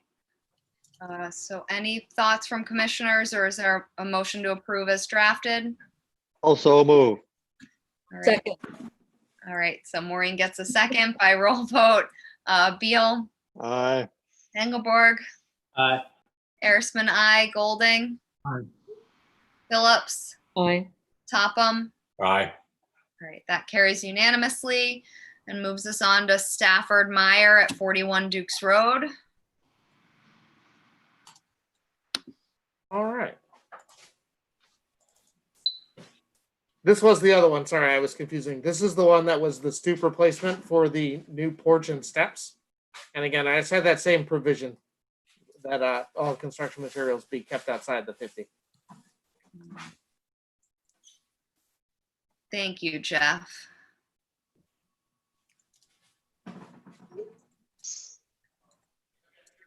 So any thoughts or questions from commissioners, or is there a motion to approve as drafted?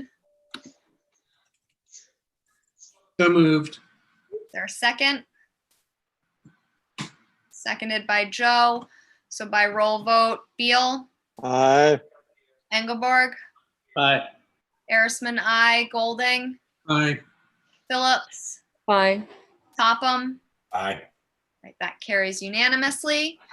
And that moves us on to other business, approval of minutes from June 25th. Any thoughts or comments on the minutes? I move to approve. Is there a second? Seconded by Beal. So by roll vote, Beal, Aye. Engelborg, Aye. Arisman, I, Golding, Aye. Phillips, Aye. Topham. Aye. Thank you, Terry, for the minutes. Thank you, Terry. Thank you, Terry. And that moves us on to Town of Nantucket, Sacagawea Road. And I know we got a lot of information today. We also have Jeff's report on this. So I don't know if we want to start maybe with Jeff's report. Sure. Yeah, I mean, I'm happy to take any questions on it, but just to kind of summarize, what we did and just to kind of run through. So we're now onto the site and kind of focus primarily on the town-owned piece, able to kind of recover the property lines there, both kind of at the top and the bottom, and then evaluate. And we just took the plan that was originally proposed and approved that Wilkinson had done, and then just kind of counted plants that were there and that were missing, and then kind of evaluated the other grasses and forbs that were on the site for what was there, and to make sure that it kind of matched the original planting list. I think the report kind of speaks for itself. I mean, I think it was kind of a mixed bag a little bit for some of the species and not for other ones. Understanding that I understand from kind of both parties that, you know, deer probably did a number on some of the species that were there. Some of the species that are a little bit more resistant to deer typically, like viburnum, didn't see those impacts of groundsel. I will definitely verify that the invasive species that were originally focused on, so the bittersweet, the bamboo, and all of those have been removed from both sites. Those are both missing. And I guess I'm happy to take any questions. I don't need to talk about it at length. I sent a longer report than I probably needed to. So, but. Madam Chair? Yes, Ian? So, Jeff, in the Allen, how is his name pronounced? Such? Such? Schutz. Like I shook the. Oh, okay. Jeff, So, your mic seems to be going. mine? No, Jeff. Hopefully it's not my connection. It might be. Does sound it, doesn't it? It's not just your face mask. So here's a foot ruler. And Mr. Shook mentions that it was an 11-inch diameter cedar. Did you verify that? And I didn't measure it specifically, but I would say at the base of the ground where it was cut, I would estimate.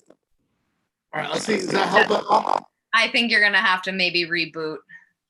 All right. Give me 1 second. Okay. Well, okay, wait. Like some Jeopardy music waiting for him. Right. I know last time we heard this, it was requested that commissioners go out to the site. I know personally, I think that would be helpful because I'm having trouble differentiating between the original permitted project and exactly where the violation has taken place and kind of where those two things fit together. So I don't know if other commissioners are interested in trying to set that up, or even if we are allowed to do that outside at this point with masks. But I know that's something I think would be helpful. I was confused too, Ashley, so I'd be helpful. No, I as well, you know, between the top of the bank and, you know, vandalism or the grass being mown, you know, it's very hard to get a sense of what this all looked like. And also the point where allegedly a viewing area, you know, that was cut down for vista purposes. And, you know, I'd like to be able to see that. So Jeff, sorry, when you were off, we just talked about, I think it would be important for us to try and do a site viewing here because I'm having difficulty differentiating between the violation that maybe occurred and then what's, you know, happening with the permitted project. And I know that was requested before. I'm not sure if we can set that up with masks outside, if that's allowable for us. Oh, you guys are welcome. Is that better, by the way? Yes. All right. So certainly you guys are able to go view whenever you so choose. I mean, you guys don't have to necessarily do it together. I'm happy to meet people out there at a scheduled time. Obviously, we have to observe all social distancing and masks, and everyone will probably have to transport themselves separately out to Quinnet specifically. I guess we're happy to help facilitate that if it would be helpful to get to some resolution on this, certainly.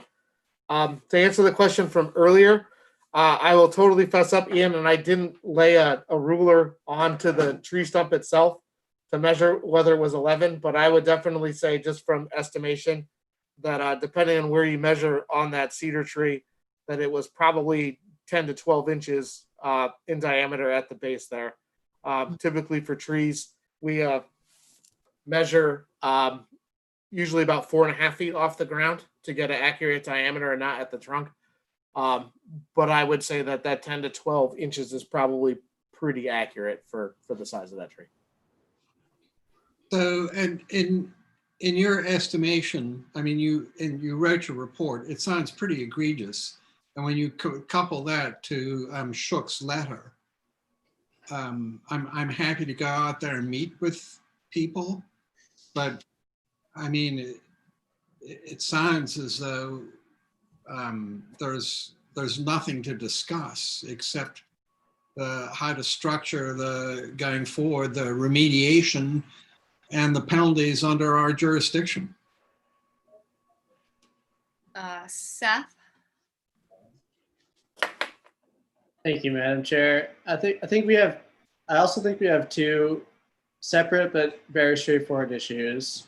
There's the issue of what additional enforcement actions need to be taken against Mr. Johnson, who's already the subject of our enforcement order. And there's the issue of getting the site back into compliance with the restoration planting plan. And I'm totally fine if the plants don't exactly match what was originally proposed, as long as we have the same ecosystem function. It happens all the time where representatives come in with an approved planting plan and they end up planting something a little bit different based on the site characteristics or what's going to take. And I think that it's been expressed by Seth Wilkinson here that some of the plants in that area that originally had been proposed might not be doing as well as additional or other native species. And I think we should just, we need a new restoration plan to come in. But I think as long as we have native species with the same ecosystem function, the exact species is not important to me. Thank you, Seth. Jeff? I might say, I know Seth is on the call now. I know he just magically appeared. If you have questions for him specifically, I think now would be a good time to ask him directly, or if he's got recommendations from his original plan, what those may be. I think he could provide some valuable insights to that. I actually do have a question for Seth Wilkinson. So I was just wondering, because your company kind of did the plan but weren't the landscapers on the ground, when the landscapers were encountering deer pressure, are they calling you for advice in what to do? Like, I just want to make sure that that communication is open so that, you know, ultimately we do get projects restored before Jeff Carlson needs to go and like count everything. Sure. Yes. Thank you, Madam Chair. Seth Wilkinson for the record. There has been good communication throughout on this project between myself and Mr. Shook's landscaper, as well as Mr. Shook, who's been quite active, which is always great when the property owner is very engaged and interested in the outcome of the project. There has been a typical level of what's sometimes referred to as adaptive management, where you try different management strategies, and the ones that work the best are continued, and the ones that aren't quite as effective aren't continued. Similarly with plantings, you uncover conditions on the ground that in the plantings, and you make slight adjustments to location of plants to either give native plants more room or remove, work around a stump or a rock or something like that. Again, quite minor. The biggest changes I would say in this project, as I mentioned in my letter, which just was provided to give you a little bit of background on over the last 3 years, when, for example, the species down by the beach cottage were suffering from longer periods of inundation, we recommended that they be replaced rather than with the same beach plum and Virginia rose, which tend not to thrive with long periods of inundation, with high tide bush or Baccharis, groundsel tree, all the same species, which do thrive in those sort of conditions. They can sustain longer periods of inundation. And they have done well. Same with other minor species changes. When deer were browsing beach plum very hard, we would shift to arrowwood viburnum. And I found the landscaper to be very attentive. We conducted all of the invasive management. Thanks, as Jeff noted, the invasive plant management's been very effective. And it was a good collaboration, and it's been good communication. As I also mentioned in the letter, we were literally just getting ready to file for a certificate of compliance. I reached out to the owner, and he informed me of what happened. So, sorry, long answer to your question. Thank you. And this is just kind of something I was thinking about. Why was the Virginia rose getting eaten by the deer? Like, or was it something that you could have switched to a swamp rose or a Rosa palustris and still keep a rose species down there? Yep, it's possible that Rosa palustris could have done well down there. There was other roses planted in the higher upland areas. And we were observing that the ground was doing very well. So rather than sort of chance the Rosa palustris, we went with a species that was thriving and was already on the approved list. Rosa palustris wasn't on the original, so we try to avoid a substitution to another species if we can avoid that. Thank you. Any other questions or comments from commissioners?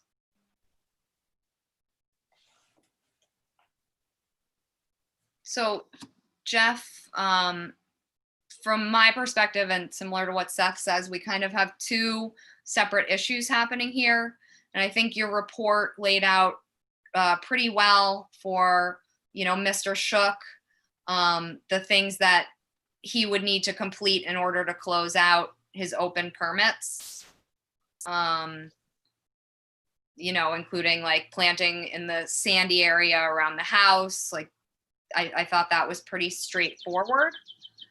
But then I think the violation that Mr. Johnson did, we need to look at a little more thoroughly and get like a square footage. I don't know, like we haven't talked about our finding and enforcement yet, but how we can get that area moving in the correct direction.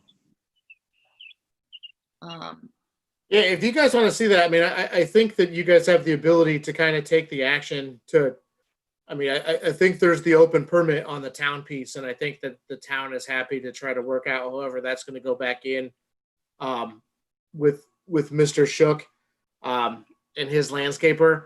I think part of that too, if you guys are okay in authorizing the, obviously the replacement of the cedar that was removed, and kind of that like species switch, if that's something that you guys are okay with. I think that's something that you guys can authorize to do and kind of get that area put back. And if you guys want to go view it and decide what final action you want to deal with for the violation, I think that's fine. But I think some good instruction and clear that, we're not trying to punish people for trying to put plants back or maintain it, that there's a structure, and if we're having trouble with one species, that using a appropriate other native species is fine. I think that's some good guidance to give as well. I think Seth has another comment as well. Seth, do you have a if comment? I could, thank you, Madam Chair. Just following on what Jeff was just commenting on, I wanted to clarify that Mr. Shook did initially purchase plant materials for this project. He would be happy to provide those to the DPW.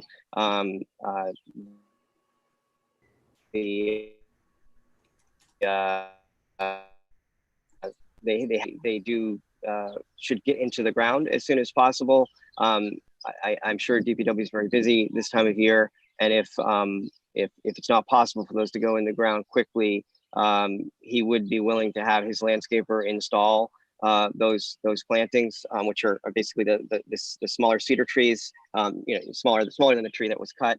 I believe there's three: the Virginia rose, and the Arrowwood viburnum that I think you're aware of. I think his only request would be that there be a representative from conservation there, just so there's no confusion about location. They go in the right place.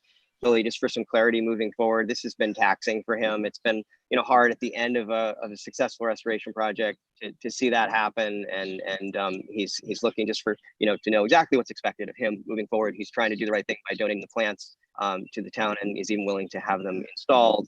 But I know it's been hard on staff during a busy time as well, having to make site visits and inventories, and Jeff's done a great job with that. So if it's possible to get some guidance on that this evening, I think if you'd like to see the area replanted, it could either be done by DPW or it could be done, within a week by the applicant. So just a quick follow up, and then I'll go to Ian. It'd be great if it's more for the commission guidance. Seth, when you're talking about the plants that Mr. Shook has already purchased, those plants are specific to the area that the violation occurred? Yes. Okay. And then Ian, you had a question? Oh, you're muted. Excuse me. Thank you, Madam Chair, but both Seth and Jeff. So about 20 years ago, I had permission to take cross sections of cedars out in Cascada. And some of them were 200 years old. And I'm just wondering, one with an 11-inch diameter out there by Sacature, how old would you think that was? And how can it be replaced in kind? Jeff Carlson. You want me to go for it, Seth? I'm happy to defer to you, happy to comment, whatever you prefer. Sure. So I think, Ian, the crux of that is, without going to actually go age that tree, it's difficult to say. I know looking at aerial photographs, it doesn't look like those trees specifically were really, really older than like 30 or 40 years in some of the cases. It's difficult to tell from there. Again, I think Seth would probably agree for me is you never can replace a mature tree in kind. You just can't. No one sells them. To transplant them is extremely perilous for the tree. It's really tough to do. Survivability is low. So there's no real undo. I think that's why when we see a lot of trees go back in like that, you see sometimes where you might see two go in instead of one, in effort to kind of recreate that kind of crown structure quicker. But I don't think you ever, if you got a 50-year-old tree, you don't go to the store and buy a 50-year-old tree. It just doesn't happen. So I think you do your best to try to replace that habitat value and provide that same ecosystem benefit. And if that's an additional tree or the same number, and you just kind of let it grow and see how it happens. I think it's really important on this site to also remember at the time when this project started, some of the cedars were extremely impacted by the Asiatic bittersweet, especially on that site, and were not in the best of health. So even replacing those, even though they were more mature with trees that are younger and in good health, maybe providing a better benefit than what those trees were able to do prior. So I don't think it's a total loss. And I think with some proper placement and maintenance and making sure that they stay, I think you can return that ecosystem service relatively quickly. Thank you, Jeff. And Madam Chair, I guess a follow-through question, which is part of my original question, is how do we penalize vista pruning in such a way that it's, that people won't do it because they know they'll end up with something worse, like a 20-foot fence or something. If you know what I mean. Yeah. Ian, I think that speaks to us hopefully being able to get our fining and enforcement approved by town council, because if you're fining per square foot of vista cutting and then requiring that they replace any mature trees, that's going to be the big deterrent, one would hope. Okay. I think Maureen had a question, then Mark, and then Seth. We have a line starting. No, I had a question about, I was concerned about the plants that Mr. Shook had already purchased, and Seth answered that. Thank you. Okay. Mark, your question or comment? Yeah, I was going to say that it's been my knowledge or experience that the cedar family does not like being transplanted. They're one of the very fussy ones, and to do a mature one, I'd say would be impossible. I would suggest that if we're going to be talking about replacement, we try and get several healthy, young-looking cedars and move them in. But we'll just the big ones don't like being moved. Thank you. No big trees like being moved. No. So Seth Engelborg, you had a comment or question?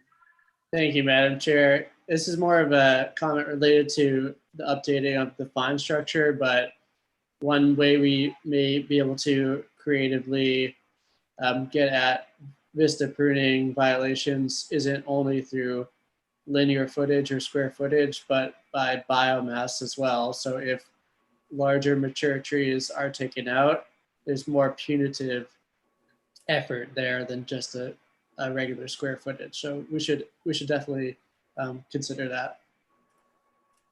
Thank you, Seth. Any other questions or comments from commissioners? See if the public has said anything. Madam Chair, Seth Wilkinson raised his hand again as well. Oh, I missed it, I guess. Seth, He's a good Zoom user and uses the raise hand function. Oh, I'm not seeing that. Yeah. Sorry. Just following on a couple of comments of the commissioners, especially Commissioner Seth, not just because we share the same name, but I would second what he said. I know that some other towns, we've worked on some major wetland violation restorations, and I'm thinking of a case in Barnstable on Cape Cod where they used a basal inch calculator, because when you do cut trees, stumps are usually left, and you can look at the basal inch is as a sort of measure of extrapolating out to biomass, and candidly, that's where I was looking at the recommendation of 3 reasonably sized trees, which would expect to transplant. Everything Jeff said was spot on. I couldn't add anything to that as far as replacement of mature trees. And by providing 3 moderately sized trees, you would have a comparable basal area of what was cut in the large tree, and so that would seem to be a reasonable way to address that. So I would just offer that. Thank you. So Jeff, what do you think our best path forward is here? Because again, I think it's straightforward that we need to, enforce this violation, but I'd still like to take a look at it.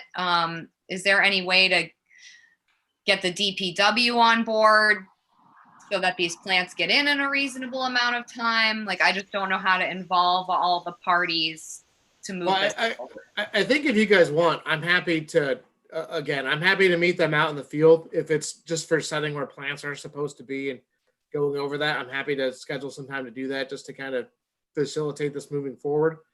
If we want to get the DPW involved, I'm also happy to kind of circle the wagons between, it sounds like with either Seth or Mr. Shook's landscaper or his counsel, to get us in touch with the DPW and maybe have a quick call between kind of those 3 groups for who wants to do it and when, and then maintenance going forward kind of being on the town as it's town land.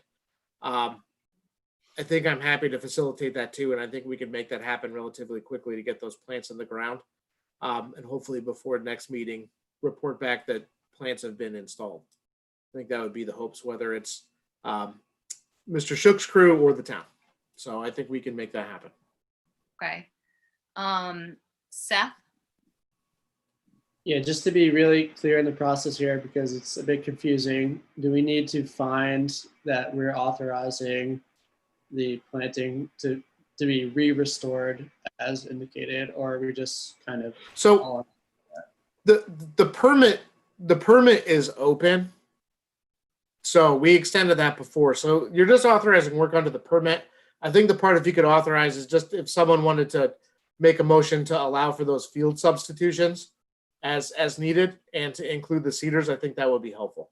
But other than that, I think we would be all set. And then after you guys deal with, after we have our site visit, we can deal with the finalizing that violation at that point. I'll make a motion to that effect to authorize the site substitutions and the cedar plantings. Is there a I'll second? second. I'll second. So by roll vote, Beal, Aye. Engelborg, Aye. Arisman, I, Golding, Aye. Phillips, Aye. Topham. Aye. Right, that carries unanimously.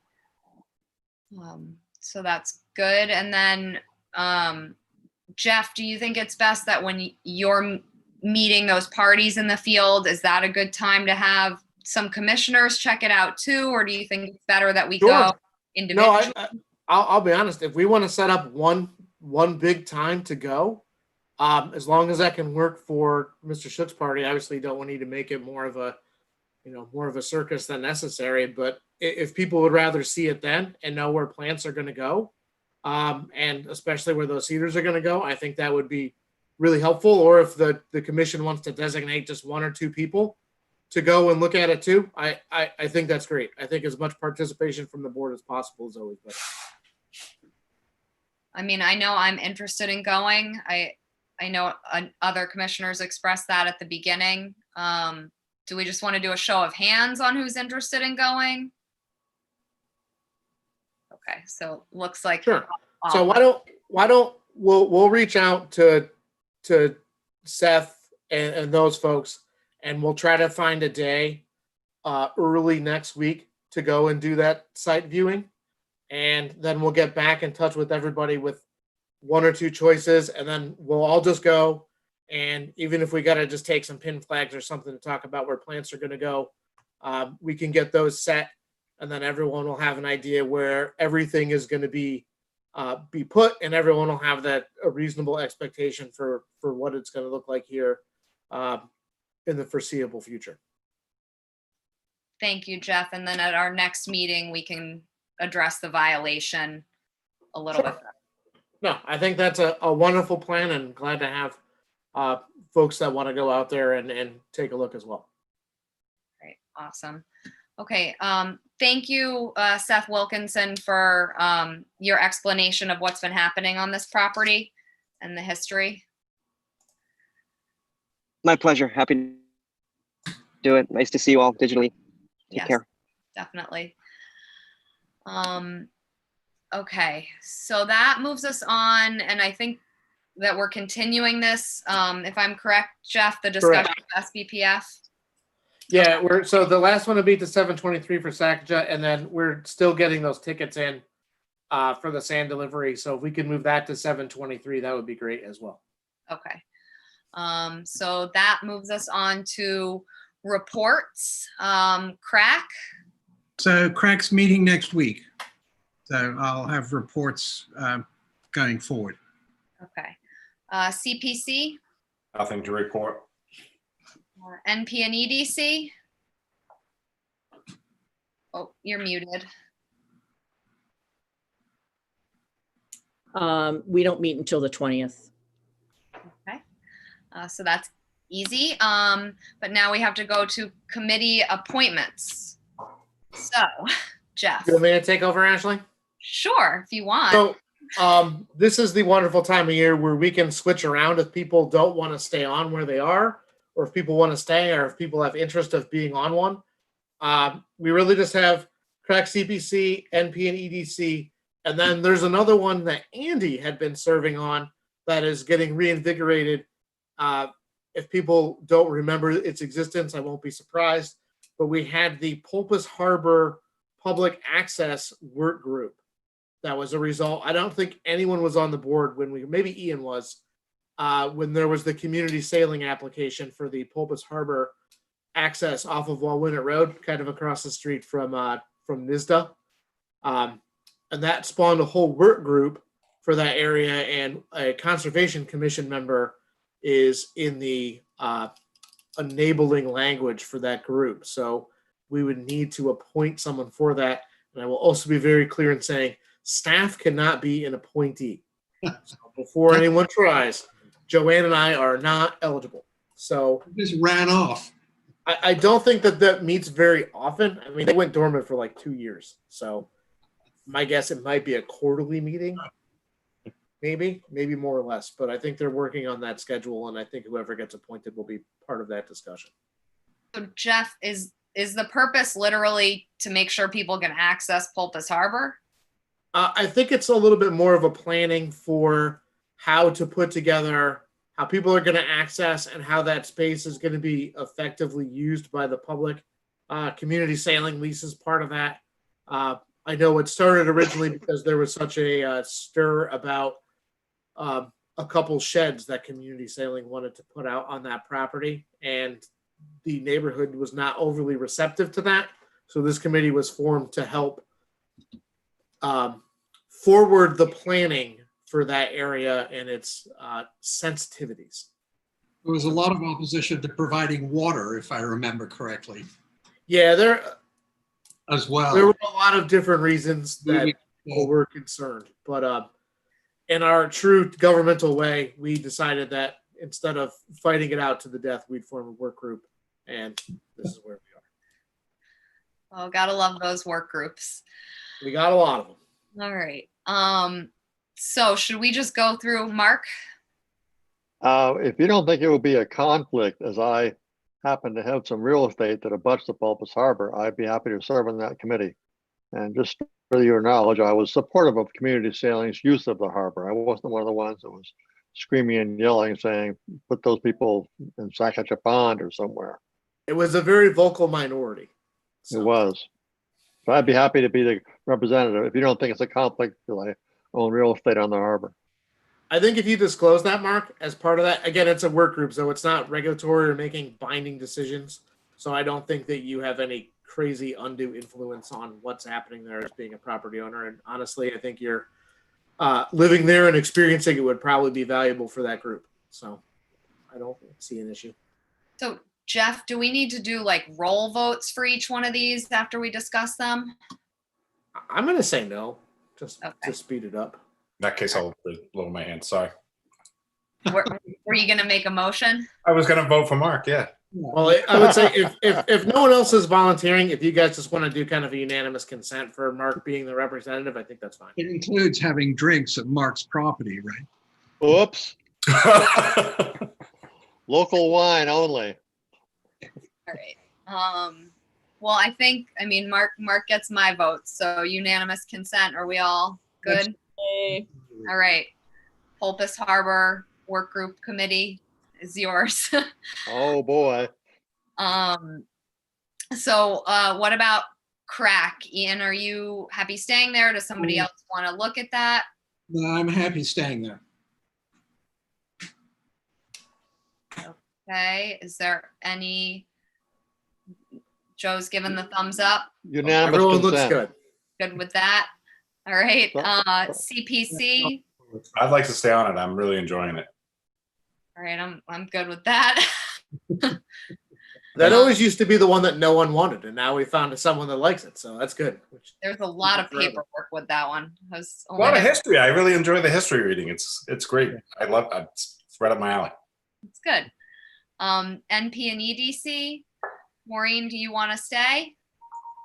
Yes, I have some kind of death wish, and so I would like to stay on that and see if planning actually, it's interesting. Two thumbs up. Yeah. Thumbs up without liability. Great. All right. So our committee appointments are done. Congratulations, all you lucky winners. And that moves us on to commissioners' comments. Ian? So, Madam Chair, I'm looking to you to provide the impetus for us updating our local regulations. Yes. We've discussed it for at least 6 or 7 years. Well, correct me if I'm wrong, Jeff, but it seems like 6 or 7 years, but it must be 5. And because I remember Sarah Oaktie was on the commission when we last did an update, and I really feel it's overdue. So I would hope that my fellow commissioners would join me in urging you to tell us that, you know, we've got a month to come up with our suggestions and then get down to it.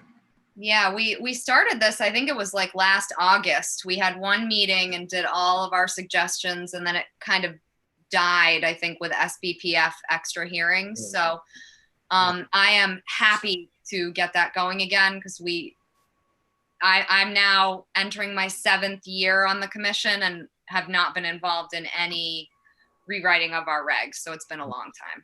Yeah. You want to be the Pulpus Harbor representative? Jeff, did you have a comment on that? Yeah, so I think if you may, so changing regulations requires a public hearing to make that official change. Obviously, you want to do it as an agenda. Just in kind of previous experience, I would say at least to kind of kick it off and have some discussion, having it on a regular agenda is a really terrible idea, because like tonight, we've been at it for 2 hours and 40 minutes. And if we were going to do regulation discussion, we would probably be good for another 2 hours and 40 minutes, and we don't want to pull our hair out. So I guess in the short term, if you wanted to tentatively say that you'd like to begin at some point in, you know, I think if everyone had their initial thoughts in by the first meeting in August, we could set a date to not necessarily have to have the public hearing because we have to advertise those, but to start having maybe a special meeting related to potential regulatory updates or changes, or we can start to identify that date to get it advertised, that we're going to start having public hearings for it.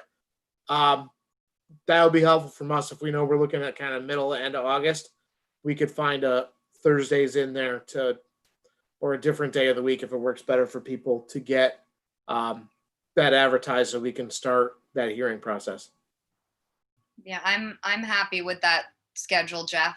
If other commissioners think they can get comments in the next couple of weeks, to then schedule hopefully a special meeting mid to late August.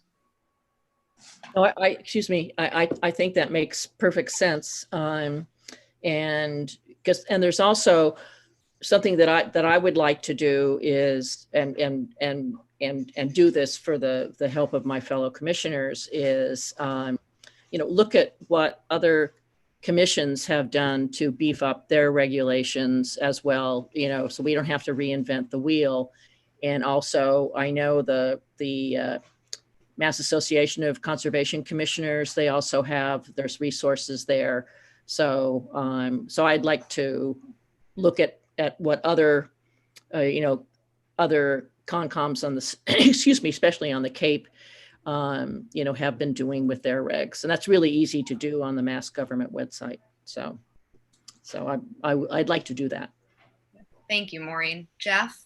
So if I may, if it helps out, we like to do that too, because it saves a lot of work for us to just plagiarize other folks.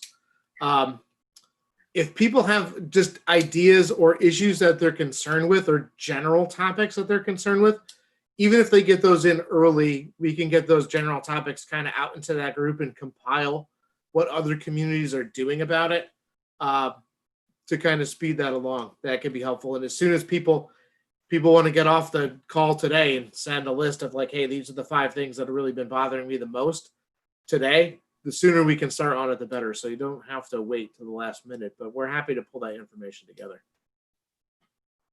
Thank you, Jeff. Any other commissioners' comments? Joe? So the HDC had a Zoom meeting last week, and what they were talking about was storm surge and sea level rise.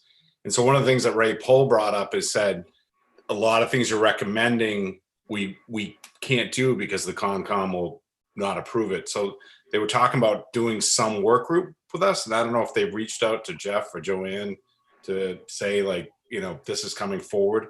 But I did reach out to Ray Pohl and say that we should, connect and get together, because I think that sometimes we'll disagree on something based on Concom regulations, but the planning board has a different perspective or a different agenda.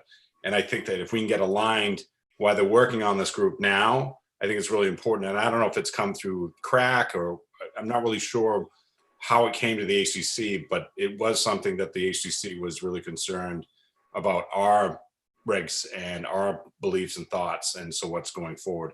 So I don't know if you want me to reach out to Ray Pohl again and say, should we connect, or what's going forward, but kind of surprised that no one's reached forward to Jeff's office. Yeah, that is news to me, but I'm happy to reach out to them as well. I mean, I'll be honest, and I've said it publicly before, that I've had a long-standing dream that there is I can't believe I'm going to say another work group or committee, but I honestly believe that there should be a work group in the town that has one member of each regulatory board that sits down at a table and says, hey, what's going on at Concom? What's going on at planning? And hashes out the areas of conflict a little bit. And then those folks can go back to their respective regulatory board and say, these are the issues. Because, I always, not to pick on zoning, but why is the zoning setback like the impossible to move setback all of the time?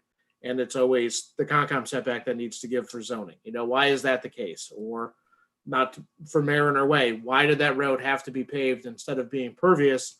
And why did the Concom have to give in those cases? And I know there have been other times where Board of Health has given for our regulations and those kinds of things, but I think if each board communicated with the other boards better, that it would make for an easier time for people trying to go through the process. I mean, it's super frustrating to try to go through all of the boards because you never know where to start. You get conflicting information. It's super difficult. So I think anytime we can connect is for the better. Joe, yeah. So I'm not sure if it's through Kathy Flynn, but I believe it's through Holly Backus that has kind of, taken this bull by the horn, so to speak, and said, we need to do this. We need to get ahead of this and what's going to happen in Nantucket and the waterfront and downtown and et cetera. So I believe she's the one that we should probably be reaching out to. Right? I mean, I could talk to Ray first and then go on and talk to Holly. Well, if you want, Joe, if it's okay, I mean, we talk to Holly quite a bit in our office because she's kind of the main person in that office for coastal resiliency and hazard mitigation. I'm happy just to send something to her and say, Joe, that you can discuss making sure how you to be adapted to historic guide. Happy to participate. Let us know what you guys want to do to kick it off and figure out what that's going to happen. So I think that's totally fine. I'm happy to do that. Yeah, it was an interesting Zoom meeting. And Ian, tell your wife to get off you. Meeting is still going on. No PDA. Joe, I'm curious because I feel like we are pretty good about thinking about climate change and sea level rise and how to prepare for that. So yeah. I wonder what the HDC thinks we wouldn't allow as far as I think it was just some recommendations, or maybe it was the language, but Ray Pohl was just like, well, there's some things that we can't do, or so that's why I believe there's a gray area, that there was uncertainty on their part. So going back to Jeff's comment, if you can put that work group together and, sit down and say, this is what we need, then I think the HCC is better informed. So when an application comes forward, same with the zoning board, that's not going to work. You're not going to get through the Concom because there's setbacks of this, Y, and Z. The Concom wants to see, anything within the 100-foot, let's just take Easton Street. We want to see it on piers. We want to see this. We want to, there's some checklist that they know, we're not going to prove that because it's not going to get through the Concom. So let's just streamline everything, and you need to do this and this and this, and then go to the Concom, and it'll help their applications. I honestly think that there should be a process too, that applicants should be able to submit their plan to the town and have a coordinated staff review if they want. We used to do them from time to time, but could get, Holly, me, Leslie, Roberto, whoever is going to do it, to look at it all at once together and be like, it's not good, or that's good, or we need to make some tweaks, and get some feedback to people before it gets to permitting and takes up time. So again, we're always more than happy to make that happen. So I just have one comment. I'm just so excited to still be here with you all. So that's my comment for tonight. Mark? I have being a newest person on the board, I have a sort of a process question. That is, couple of times, one of them, maybe two of them was tonight, when the commission feels there's no chance of an applicant getting what he wants. Shouldn't we tell him so? I've kind of felt that, well, to be specific, the Bisco application, there were some commissioners, and I being one, who might say, no building there. And if there's suddenly 4 commissioners that feel that way, wouldn't it be helpful for the applicant to know that rather than going back now and having to create a wetland revegetation plan, maybe re-engineer the house, something like that. I don't know, but we've never sort of gotten to a point where we can say as applicant, this really is not going to happen, and why spend more time and money on your part to come back and get nowhere. Mark, that's a good point. I know in the past on a few applications, the applicant has kind of asked to test the waters, to do like a preliminary yay or nay. I can't think of the last time we did that, but it has happened in the past. The Cisco project with the corals, we basically said no to them. Right. Yeah, we've done it before, Mark. So Jeff.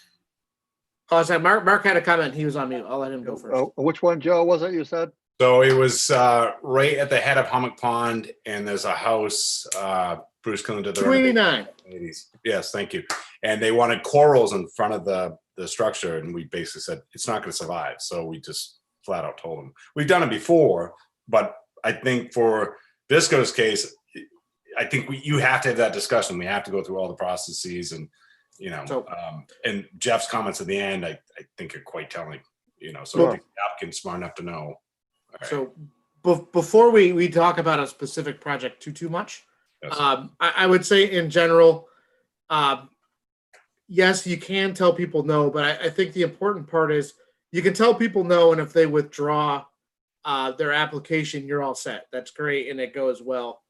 If you tell them no and they want to go through the whole process of getting a denial for appeal purposes, you kind of have to unfortunately go through the exercise of attempting to permit the project and demonstrating that it can't meet the performance standards or be conditioned to. Unfortunately, with cases similar, it just takes some time to get there sometimes. Because trust me, I'm fine. Yeah, and I'll say there are projects that come into the office that have never made it to the board because we tell them that there's zero chance of getting that permitted and try again. And it happens from time to time. And some people just say, well, we're going to ask and play it out to the end and we'll see how it goes. So kind of to each their own, I guess. Thank you. So Joe has a comment and then Seth. So a lot of our work, Mark, is more just laying out the groundwork for George Pucci and the, town council, like basically making sure that we checked every box and we've run everything up the flagpole, et cetera, et cetera. So that's why there's a lot of debate. And so thanks. I will say also, that's also why, knock on wood, we don't lose many appeals. So. Gotcha. Okay, I'm good. Everybody better knock on wood when Jeff said that. Seth? I'll just add, we run up into the arbitrary and capricious issue as well. The regulations, both state and local, are written so that the burden of proof is on the applicant. It's our job, to allow them the ability to have a thorough, extensive hearing with our knowledge and our basis of the regulations and laws. But I think straight up telling them preemptively is not beneficial for us. It might save some time and effort, but it's a little bit coarse, unfortunately. Well, I wasn't suggesting preemptively. I was just saying after an hour of conversation, we might get a feel this is going nowhere. Yeah, but I'm all for the process too. I mean, we're here to give them a fair hearing. totally a fair hearing. I haven't been on the commission as long as some of the other members, but I have been in some permits or some notice of intent that came in and went on for quite a while with controversy and ended up having significant back and forth between the board and the applicant, and ended up in a very different proposal being permitted ultimately than was originally submitted. So I think it's important to, allow for that project to be molded and reshaped over time. Sure. Thank you. This is good. Ian? Oh, you're muted. The regarding Joe reaching out to Ray, I think that's a really good idea, that we don't want to drop that one. And, Jeff has brought that up over the years, that it's crazy not to liaise more. I just think it'd make for a smoother operations for everybody. And, a good example was the Harbor Masters building right there has come up really recently. And so I wonder if we can move forward on that in some way.